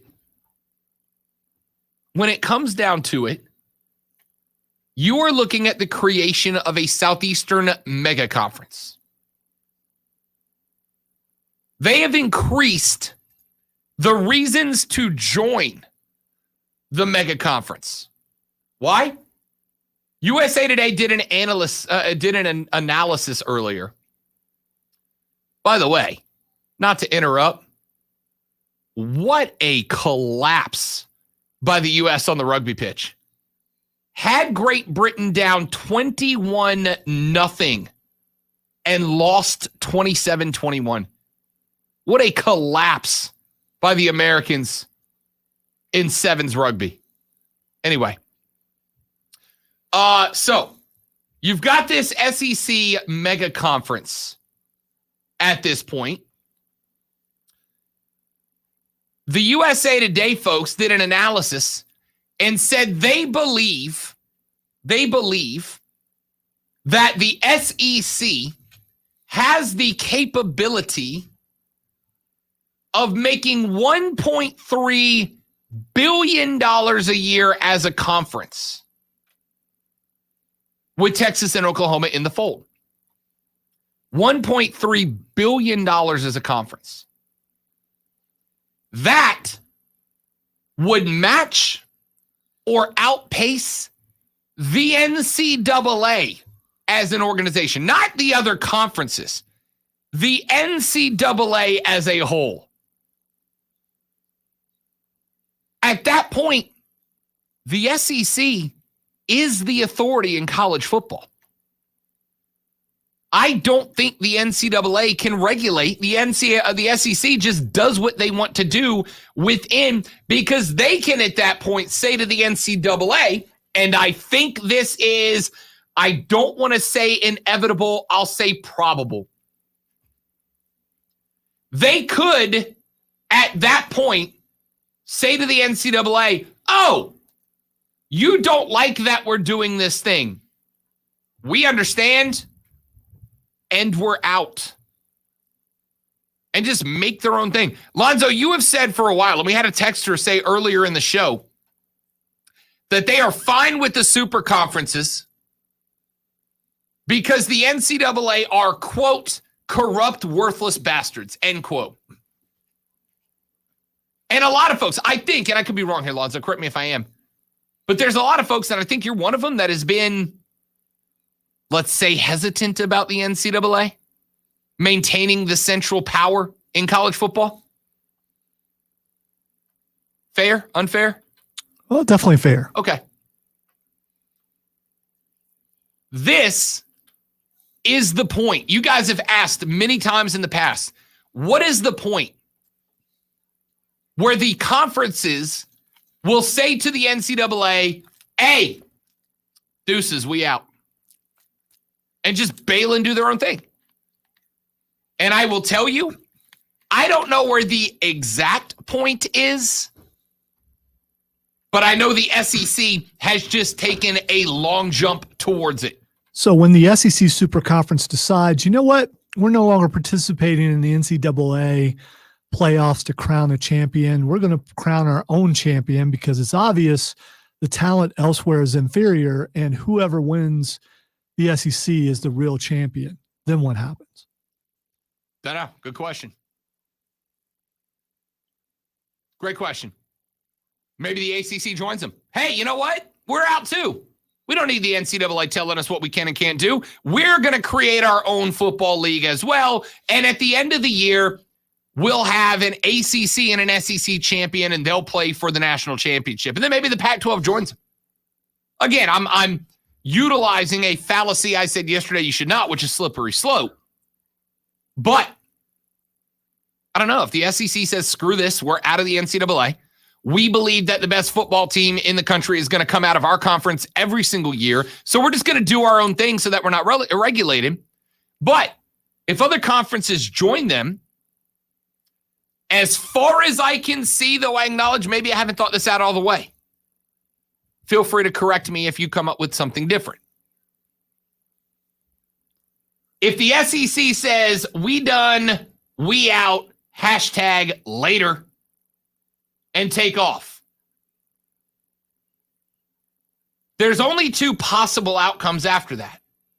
Number one, they basically end up creating a bunch of different conferences that each do their own thing. They end up creating a bunch of different conferences, and we, instead of having a national champion, we have a bunch of conference champions, and that's just it. Or, number two, a bunch of other conferences get together and they come up with a playoff plan. The champion of every conference plays, the champion in the next two, whatever it might be. In which case, you've just created the NCAA. You've just made a new one. And maybe the power lies with every individual conference having a committee member as opposed to one president. But if you start from the ground up, even if you do create basically a new NCAA, you start from the ground up, maybe you fix some of the things that are wrong with the present NCAA. Maybe. Here's hoping, fingers crossed. But I feel like it's just another step towards where you are. Right? I make this joke. I made this joke for a while about cable cutting, right? Because we're getting all these subscription services based on streaming popping up now. You got Netflix that kind of started it. But now you got YouTube TV and the Paramount Network and ESPN Plus, and ABC has their own streaming, and Disney Plus, and NBC has Peacock.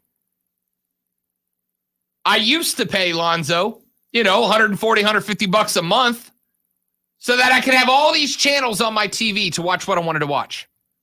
And then I said, let me cut the cord.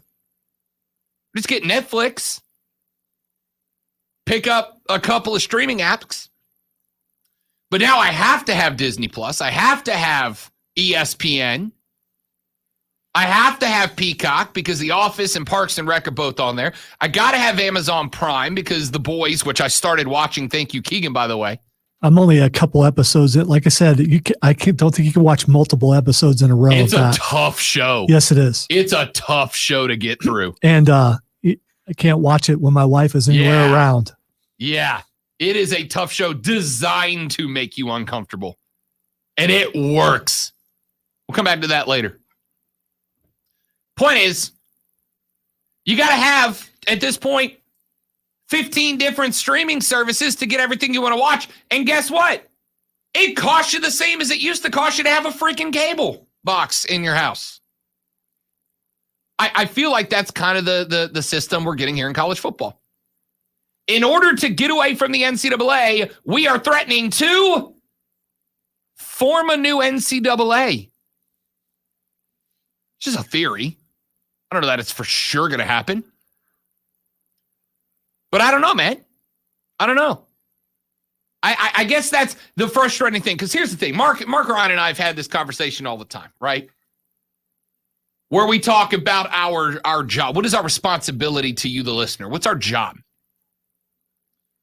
And we both kind of fall in the same place, which is why I think this station works and we work well together. We have the similar goal, which is through analysis, through research, through watching more sports than most likely all of you, because that's part of the job. Our job is to take all of that and what? Form opinions and share opinions. That's our job. To form and share opinions with you. But in order to form and share an opinion, we got to know what's going on and have a belief on what's next.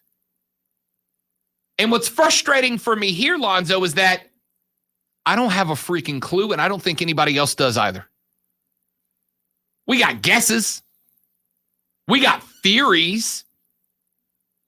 We can come up with some thoughts about possibilities. I got a handful of possibilities that I think could happen lined up for you.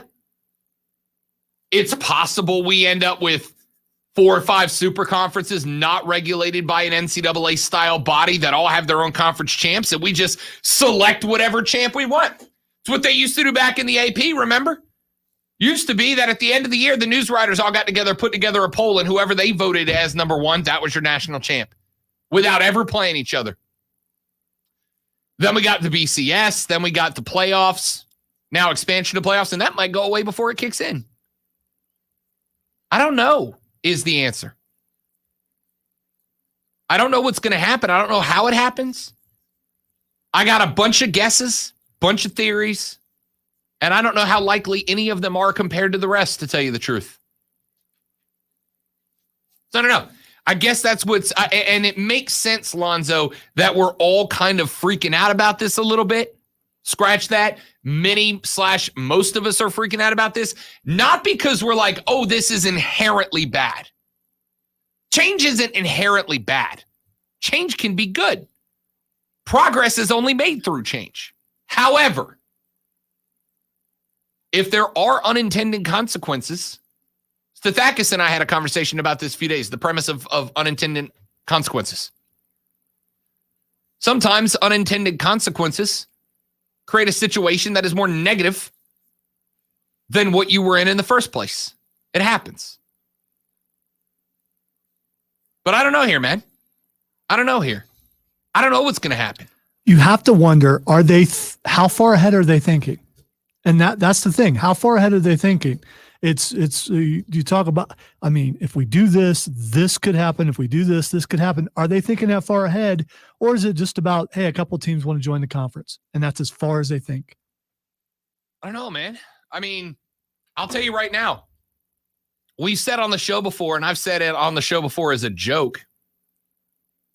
If you put $1 million check in front of me, the list of things that I would not do for that check is pretty short.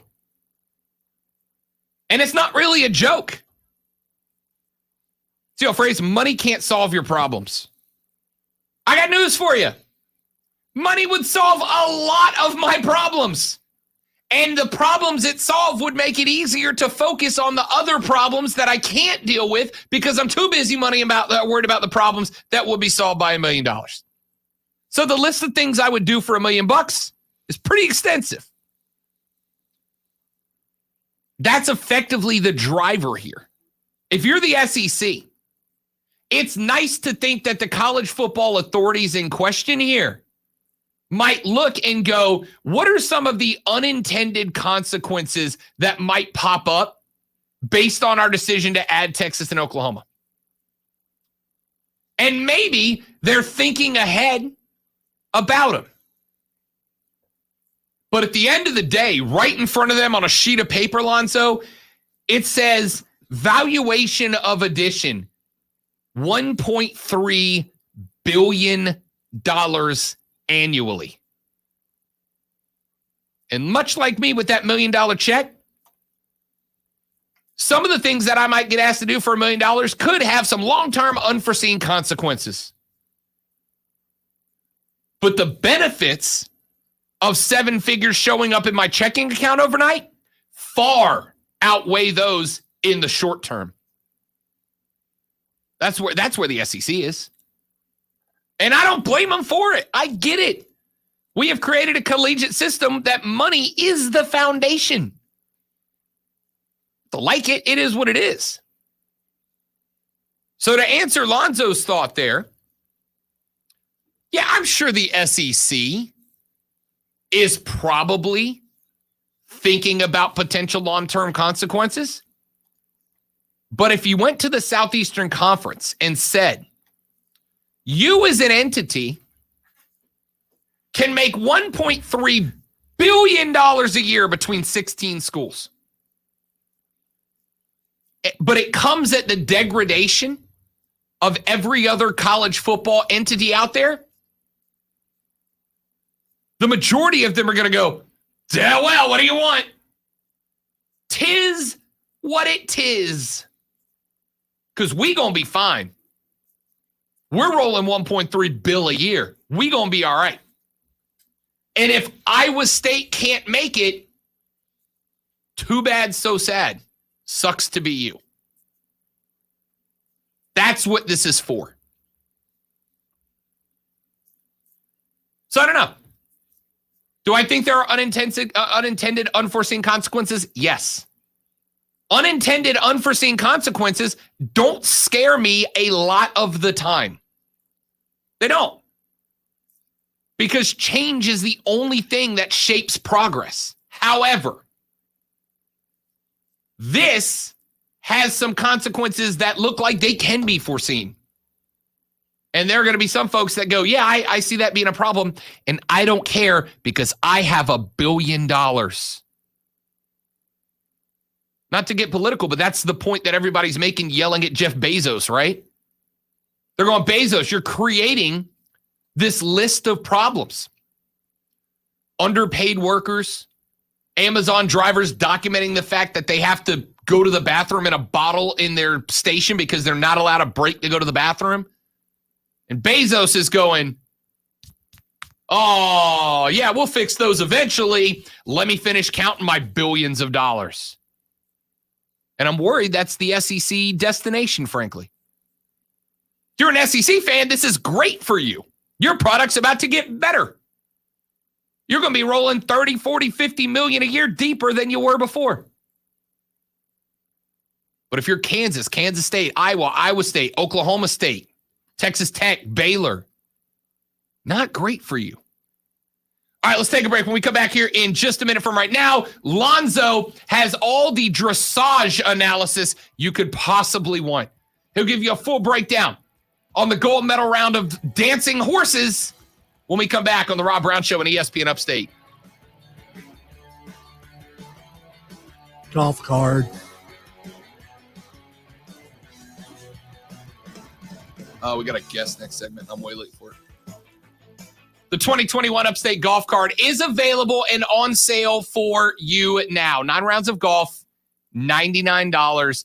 It's just that simple. Get yours now. There are 9 beautiful, prestigious courses around the Upstate waiting for you. And all you got to do is snag a card. You're going to get all of them for just $99. Get 2. Take 9 friends out for a free round of golf and pretend like you're not a better friend for it. You can't, because they're all going to be calling you, dude, thanks for the golf, man. That was awesome. Your friends don't talk like that, but you get what I'm saying. All right? Go to upstategolfcard.com to get the details. Upstategolfcard.com, get the details, the courses, and most importantly, pick up yours today. Supplies are limited. They will sell out. Go to upstategolfcard.com. That's upstategolfcard.com. Saying I got a guest coming up here. I got the number when you're ready. It's a new guest. You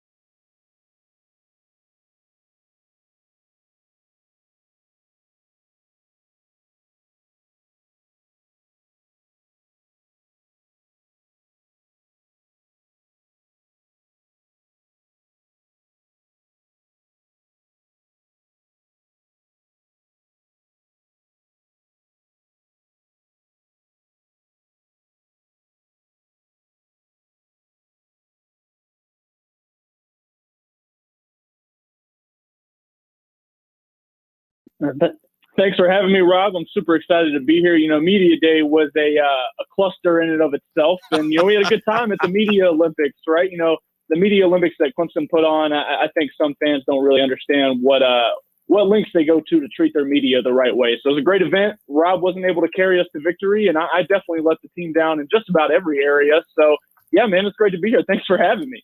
First off, I would like to say that I carried the team to a tie for first place, Owen, and the only reason we didn't get first is because we got sniped by a Clemson basketball player who still holds shooting records for that university. I got to tell you, I'm usually pretty upset about a second place, Owen. I accept being defeated by a collegiate All-American who's still in the Clemson record books. I don't know what else I could have done.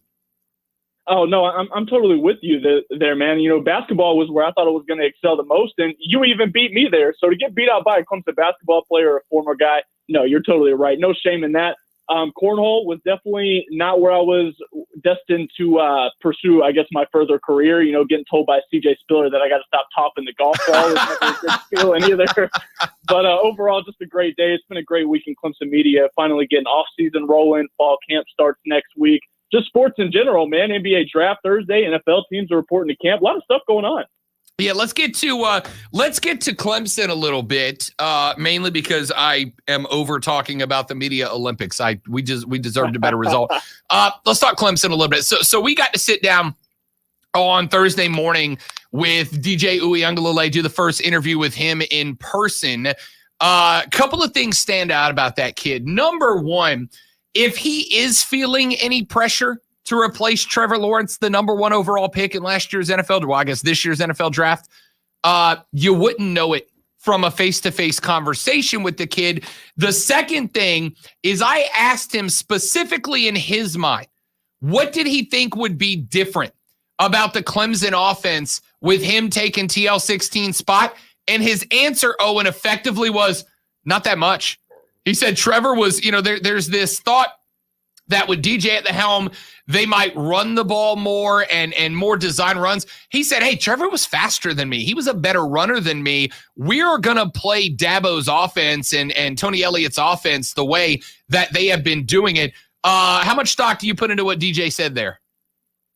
I think he's totally right. You know, while I think a lot of people have put stock into the fact that Tony Elliott might run more read options this year with Uiagalelei under the helms, I think he's exactly right. I mean, they have more receiving talent this year by far than they did last year with some of the injury concerns, Frank Ladson Jr., Joseph Ngata in particular. And the depth that they have at receiver this year just doesn't really give too much need, right? I mean, especially with the issues at backup quarterback, Tyson Pumachan getting hurt. Dabo just said the other day at Media Olympics and at Media Days in Charlotte that his recovery is a lot further along than they anticipated, but that still doesn't take away from the fact that without him available, Hunter Helms is still their next best quarterback. And I don't think they want to risk too much running DJ, especially, again, knowing that they really don't have to. Aju is the guy I think that's really going to break out a receiver this year. We still don't have 100% confirmation on Justin Ross yet, but every sign is pointing that he's going to be ready and in full contact for fall camp. He's going to be one of the best returning receivers in the nation. Joseph Ngata, some have pegged him as a first-round pick. And then to top it all off, the offensive line lost some pieces and is great in the running back room. While it may be running back by committee approach this year, they have 4 or 5 backs that are ready to go and make an impact at just about any time throughout the game. So to top it all off, icing on the cake, Tony Elliott just said the other day the tight end room is as deep as it's been since he's got there. Even with the Jordan Leggett championship winning teams, I mean, they are deep at every single position on offense this year. And I just don't see any need for them to risk running DJ more than they have to. Not to say it's not going to be mixed in there some, but I don't expect that to be a high part of their offense this year. I think we got it right on the money. Owen Watterson making his debut here on the Rob Brown Show. He's a staff writer for Sports Illustrated's allclemson.com and the creator of the QueenCityCollective.com, covering all things Charlotte sports, making his debut here in the Rob Brown Show on ESPN Upstate. Tony Elliott impressed me, man. I was chatting with that guy at Media Day, and we were talking football and just kind of introducing each other for the first time since I moved here to the Upstate.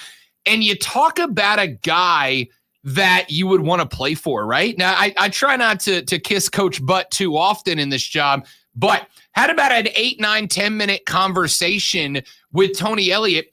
And I can see why A, Dabo brought the guy in, and B, Clemson fans love him. He's he's down to earth, right? He's funny. So he's making fun of my glasses like everybody else does. But at the same time, when it was time to talk football with this guy, you can tell he's got a vision. You can tell he knows what he wants out of that team. And when they asked him about replacing those guys, he said, look, I got every bit of faith that every guy on that offense in my locker room can step up and be the next All-American if I need him to. And it didn't sound like coach speak, Owen. It sounded like he truly believed it. Can you tell me a little bit about your experiences with Tony Elliott and the stock you put in him as an offensive coordinator for the Tigers? I think Tony Elliott is exactly what Dabo Swinney wants. I mean, I think Tony Elliott and the things you just said about him, that holds true for just about every member of Dabo Swinney's staff. You know, we only get to talk to the assistants, you know, Mickey Conn, Lemansky Hall, Tyler Grisham, the wide receivers coach, at Media Olympics like when we did, and then once bowl season starts, I believe. So we'll be talking with Coach Elliott a lot more.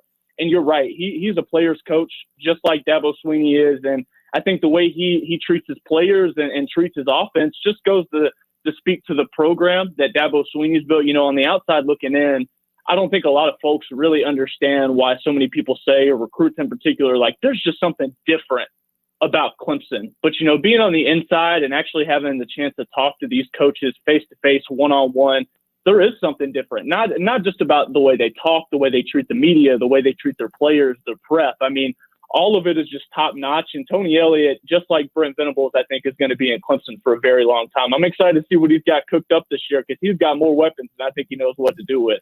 All right, one thing that I found very interesting when we were doing Media Day was Dabo in the comments about his NIL comments from the past. Dabo said a number of years ago, back in like 2015, early 16, that if it got to the point where players were getting paid, that he would, quote, find something else to do, end quote. Well, at Media Day, Andrea Adelson of ESPN asked him if he would like to clarify those comments, expand on them, etc. And basically what he said was that quote got misinterpreted. What I said was if they got paid by the university, it would be more professionalism. And people are just trying to call me out. That's the world we live in Twitter, etc., etc.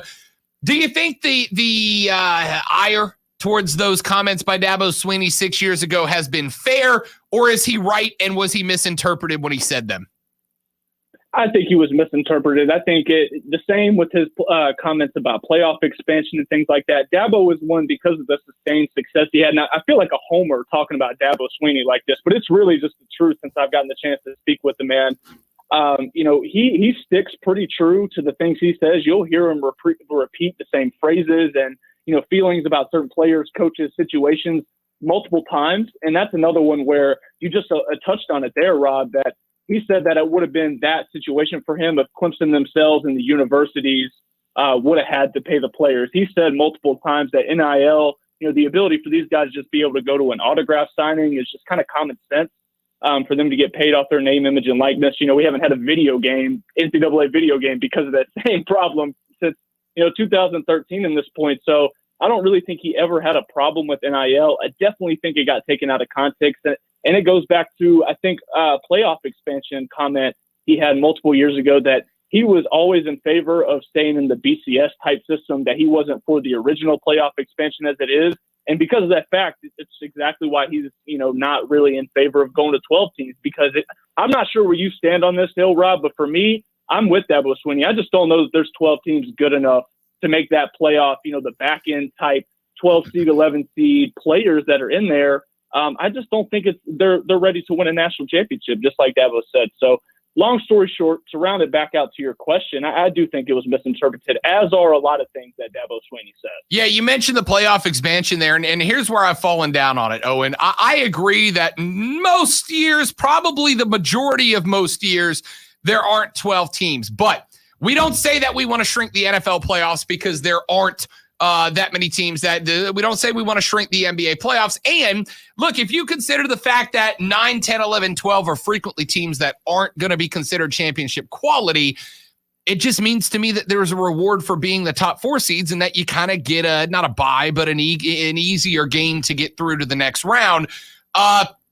My whole take has been, if I'm Dabo, if I'm Nick Saban, I understand I understand why they don't want the playoff expanded. It's because, hey, that's one more game that stands between you and a championship when you are a team that's in the top 4 every single year anyway. Now there's one more game between you and the top 4, maybe 2 more games between you and the top 4. I get where he's coming from, which is why I don't hold this against him, Owen. I think he's being... And I don't want this to come across in a disrespectful way because, again, I agree with him and why he's saying it, but I think he's just being very careful with the language he's using to disguise that a little bit, if that makes sense. Yeah, I think that goes back to something you mentioned just earlier, coach speak. And maybe he is not necessarily in favor of 12 teams. And, I don't want it to be twisted. I'm excited for the expansion. It looks at this point like it's going to be a done deal, like they're going to go to 12 teams. I don't want to be mistaken that I'm not excited to see some of those matchups. The UCFs of past years, the Coastal Carolinas, the BYUs, of last year, really deserve a shot to show that, they really can't compete. I don't necessarily love that they've just been kicked to the curb some of these years and people just assume they can't, because who knows what playoff year we're going to get, another App State type Michigan upset if we're talking about playing early round home games. A lot of things could happen, but at the end of the day, even if there are 12 teams, I'm still of the opinion that there are only going to be 6 good enough to really win it, even if there are upsets on certain years. Owen Watterson from SportsIllustrated.com. He's a staff writer for allclemson.com. A couple more questions, Owen, then we'll cut you loose. I want to make this a weekly thing or bi-weekly thing, if you don't mind. Absolutely. Love it. Love to hear it. All right, so we have been keeping an eye, obviously, on the Carolina Panthers the last couple of days, and the rumor is there are 2 rumors out there. Number one, now that Deshaun Watson has showed up to Houston's training camp, it looks like the Texans have decided to shift strategy and they will trade Deshaun. Yahoo Sports put out a report last week that said that there are some teams that are interested, but there are 3 or 4 teams that are actively pursuing Deshaun Watson, and the Carolina Panthers are one of them. With Sam Darnold in the fold already, A, do you believe that Carolina is indeed one of the teams actively trying to instigate a trade with Deshaun? And B, if so, is that a good idea with 10 more complaints, some of them criminal, being filed against him in the last couple of days? Well, I think the fact that I have no doubt that, the new general manager, Scott Fitterer, is making his rounds, calling Nick Caserio, the new Texas GM, to feel out the waters, feel about how they feel about this situation. But on the same token, while I don't doubt that the Panthers are reaching out about Deshaun, I feel like at this point, while they like Darnold and all the sources believe that they love Darnold, that's why they spent 2 picks on him to bring him into Carolina after Teddy Bridgewater really just didn't work out last year. But on the same note, I think there are just more teams. If the Texans do legitimately make him available for trade, I think almost every team in the NFL is going to have at least one phone conversation with Nick Caserio, and I think there's at least 3 or 4 other teams that are willing and prepared at a pin drop to offer more than the Carolina Panthers can. At this point in their rebuilding phase, I don't really think it's the right idea to give up some of these high draft assets that the Texans are definitely going to want in return.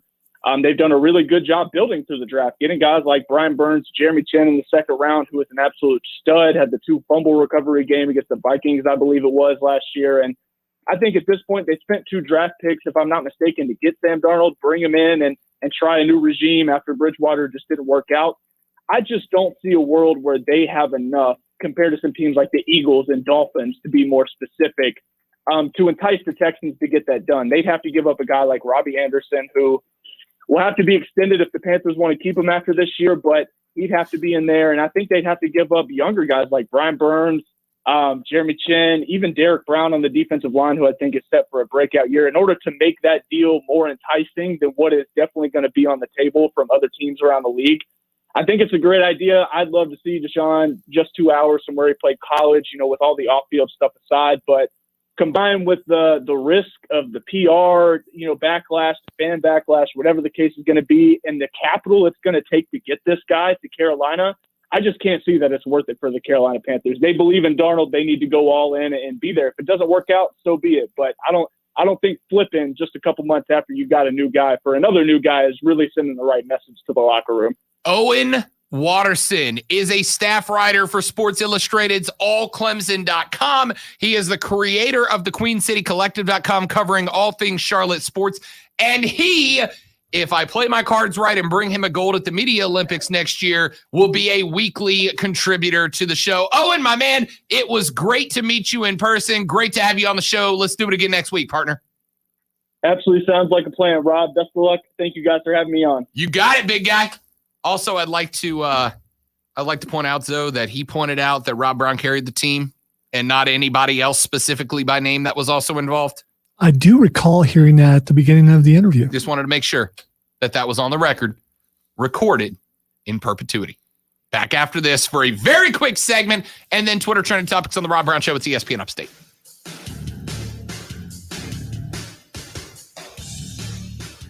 We still have one break left after this one, right? Like way behind. Yeah. Okay.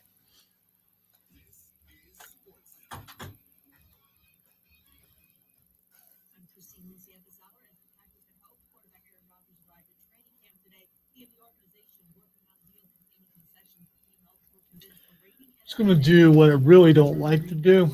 I'm just going to have to combine. I can just come back, pimp the website, and then go back out. It's not worth it. Okay. Because the amount of time that we actually.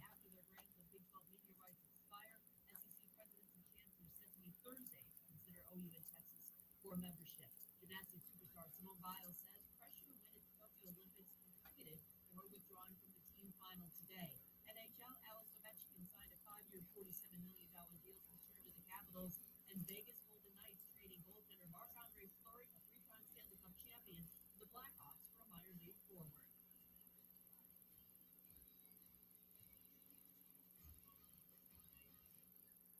From the Ingles Market Studio, this is ESPN Upstate. 97.7 FM Greenville, 97.1 Even with combining, we'll have about 4 minutes when we come back. Okay. Maybe. Fall is back. ESPN Upstate welcomes the Carolina Panthers to Wofford College for Training Camp 2021. It all starts Saturday, July 31st in Spartanburg. Hey, man, don't do that. Yeah, that's what's the word? Screw up. I mean, that's not the word, but I'm not going to say the word. Poor use of time.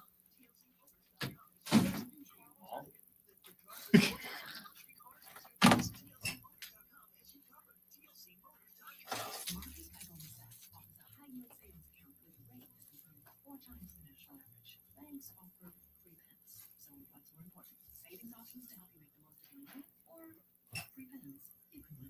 Visit Marcus.com to learn more about saving, borrowing, and investing from Marcus by Goldman Sachs. Investing involves risk and investing securities found brokerage and investment advisory services by Goldman Sachs and Company LLC. Member FINRA SIPC. Lending and deposits products provided by Goldman Sachs Bank USA member FDIC. The national average is based on savings accounts data provided by the format and accuracy cannot be guaranteed. Learn more at Marcus.com. I'm a little worried. I don't feel ready to be back at school. Visit LaurelSprings.com to learn more about a unique way of getting your child the personalized education they need. For 30 years, Laurel Springs School has been engaging global learners in grades kindergarten through 12th grade and integrating their passions and pursuits. Laurel Springs School. We build an education around you. Call or go online today. According to research, 82% of people remember radio ads. So, 82% of you listening will remember that this is an ad for ZipRecruiter. 82% of you will note that if you're hiring, ZipRecruiter finds qualified people for your job. In fact, 4 out of 5 employers who post on ZipRecruiter get a quality candidate within the first day. And 82% of you will remember that you can try ZipRecruiter for free, but you have to go to ZipRecruiter.com/free. Yes, free. Again, that's ZipRecruiter.com/free. What makes AutoZone America's #1 battery destination? Because they offer free battery testing and charging and reliable replacement batteries starting at just $79.99. And they've always got your battery solution. Get in the zone. AutoZone. The Dave's single from Wendy's made with fresh, never frozen beef has the power to blow your mind. Look out that the Dave's single was buy one, get one for $1, as well as the spicy or classic chicken sandwich and the spicy or crispy 10-piece nuggets. Wendy's BOGO for $1 deal is gonna blow your mind and your speakers. Get these things. BOGO $1 only at Wendy's. Limited time only. Price and participation may vary. Valid for items before penalty, fund, combo, or any other offer. Heard you're buying a car. I brought my calculator. Yes, I already used Capital One Auto Navigator. I found my car online and got pre-qualified instantly. Son of all that. You know those things impact your credit score. Didn't impact my credit score, Dad. Now I'm going to the dealership for a test drive and to make the purchase. Sounds too easy. No, it's just easy. Capital One, what's in your wallet? Conditions apply. Find out more at capitalone.com/autonavigator. Oh, according to research, 82% of people remember radio ads. That means that 82% of you listening right now will remember that this is an ad for ZipRecruiter. If you're hiring, 82% of you will recall that ZipRecruiter makes hiring faster and easier. And 82% of you will note that you can try ZipRecruiter for free today. But you have to go to ZipRecruiter.com/radio, like where this ad plays. 82% of you will keep in mind that ZipRecruiter's technology finds qualified people for your job and actively I just remembered you're not going anywhere. Correct.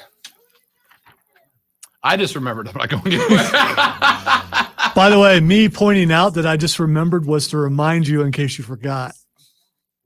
Yeah, because walking in, I'm like, all right, one segment left. Nope. Will you be part of the 82% who remember where you can try ZipRecruiter for free? You get to spend some quality time with the old guy, though. You know, ZipRecruiter.com/radio. Yes, radio. That's ZipRecruiter.com/radio. Benito's life coach just threw in his kitchen towel. He needs to find help before his customers are left waiting. So sorry. Indeed can help him hire great people fast. I need it. Indeed you do. With Indeed Instant Match, we immediately show you quality candidates whose resumes on Indeed meet your sponsored job description. Visit Indeed.com/credit and get $75 towards your first sponsored job. I think the real question is Rob ever going to talk about Black Widow on the air? Because he still hasn't We done got that Fanboy yet. Friday coming up. I know. I was kind of trying to do that to tease it because, you know, I think ahead. That's what I do. Fanboy Friday.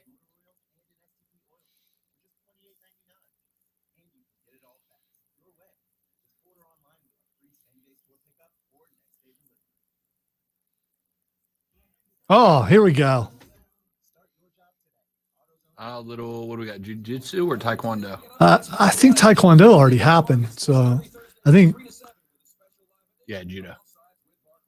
This Thursday will be at 1524 Locust Hill Road in Greer. Brought to you by Ingles Markets on ESPN. Can you grab clothes in this? yeah, if I recall, yeah, Oh, good. Oh, he just did. oh. He grabbed the sleeve and got him down.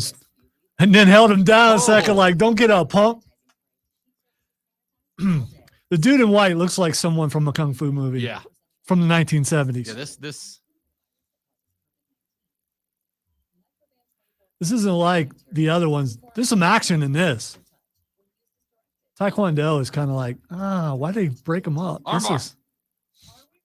I don't think they're submissions. Could be. Oh, did you see him kick him a little bit? As he got some bad blood going I on gotta here. tell you, those bathrobes look comfortable as hell. I'm just saying. They're not bathrobes. They're bathrobe. Look at them. They're terry cloth. They're geese. They're bathrobes with a belt. Oh, Went for the single leg sweep takedown. Nicely avoided. Stepped over the sweep. Removes the arm. Goes for his own leg sweep. Nothing there. pulled open the gi. Are you going to take that? There it is. Armbar. These dudes look like they do not like each other. Legitimately, they look I'm like. getting that. What countries? I can't. One's Belarus. Belgium and I guess it's Belgium. My bad. I don't know what Geo is.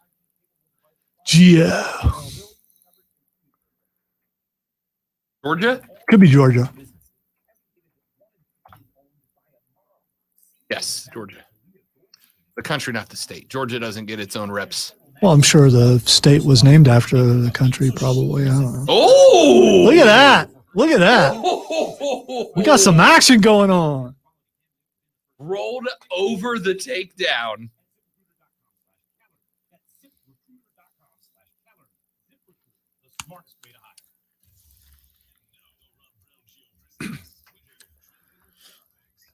It's time for Twitter trending topics, where we will try to keep our eyes away from watching the judo on the screen, Can't promise.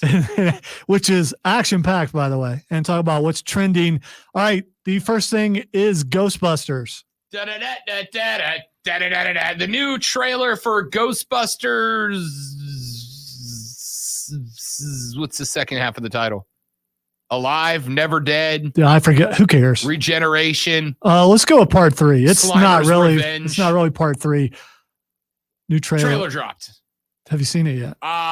Not with sound. Looks good though. Looks good. Yeah. Getting good reviews is the trailer so far. I watched it with sound earlier. I've seen the other trailers. This one, I mean, I was going to go see it anyway, but this one I really, really like. The next thing is trending is Stranger Things.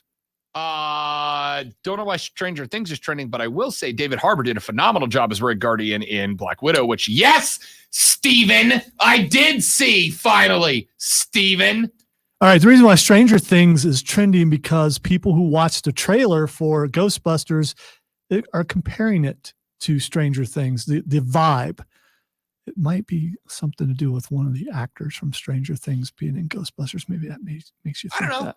I don't know. I'm here for it. It looks like it's going to be, I mean, look, the OG Ghostbusters was a cult success, right? And it had a certain vibe, which was the wacky hilarity of Bill Murray and the gang. And this one looks like it's going to be a little more serious. They've got a trap on a remote control car. Yeah. Dude, that is so wicked. That is so wicked. It looks like it's going to more follow, like the all-female Ghostbusters had my full entire support, and it was just a badly written movie. It had nothing to do with who the Ghostbusters were. It was just a poorly written movie that didn't have a lot of flow to it. This looks like it is going to be a little bit more of a serious spin on the original Ghostbusters universe, and I'm here for it. Supernatural represented, but more supernatural on the not so funny side. I'm sure there's going to be some fun stuff, but I'm looking forward to it. Yeah, I'm in. I'm 100% in. Do us a favor. If you want to come out to the Spartanburger Stadium on Thursday to meet Lonzo and I for ESPN Upstate Night, go to our website at espnupstate.com, espnupstate.com, and register to win one of 4 family 4-packs to the Thursday night game against the Forest City Owls. Lonzo and I will be there acting like a fool. Come on out, hang out with us. And if you win, Lonzo will give you a hug in person at the game. Deacon hugs, baby. Big hugs. Go to espnupstate.com to register to win your tickets. You got one more hour with me. I'll be sitting in with Diesel until 4 o'clock right here on The Rob Brown Show and ESPN Upstate. Brother. Forgot to say brother, Diesel. Brother. Oh, is he? The show or baseball? I have no idea. Oh, I don't know. He doesn't tell me anything. I didn't know he was out until I about got- 20 minutes ago. No way he misses Thursday. He gets paid. That's true. Aaron Rodgers reported to Packers training camp today. The future Yeah. Hall of Fame quarterback and the team have been Yeah, working that's on why a deal he always containing got- concessions. Green Yeah, Bay he's hopes paid. will He's convince not him to gonna return to miss. Lambeau Field If for at he- least if one he more misses season. Thursday, On the he lost. concessions, Packers will review the situation after the 2021 season, implying they'll trade him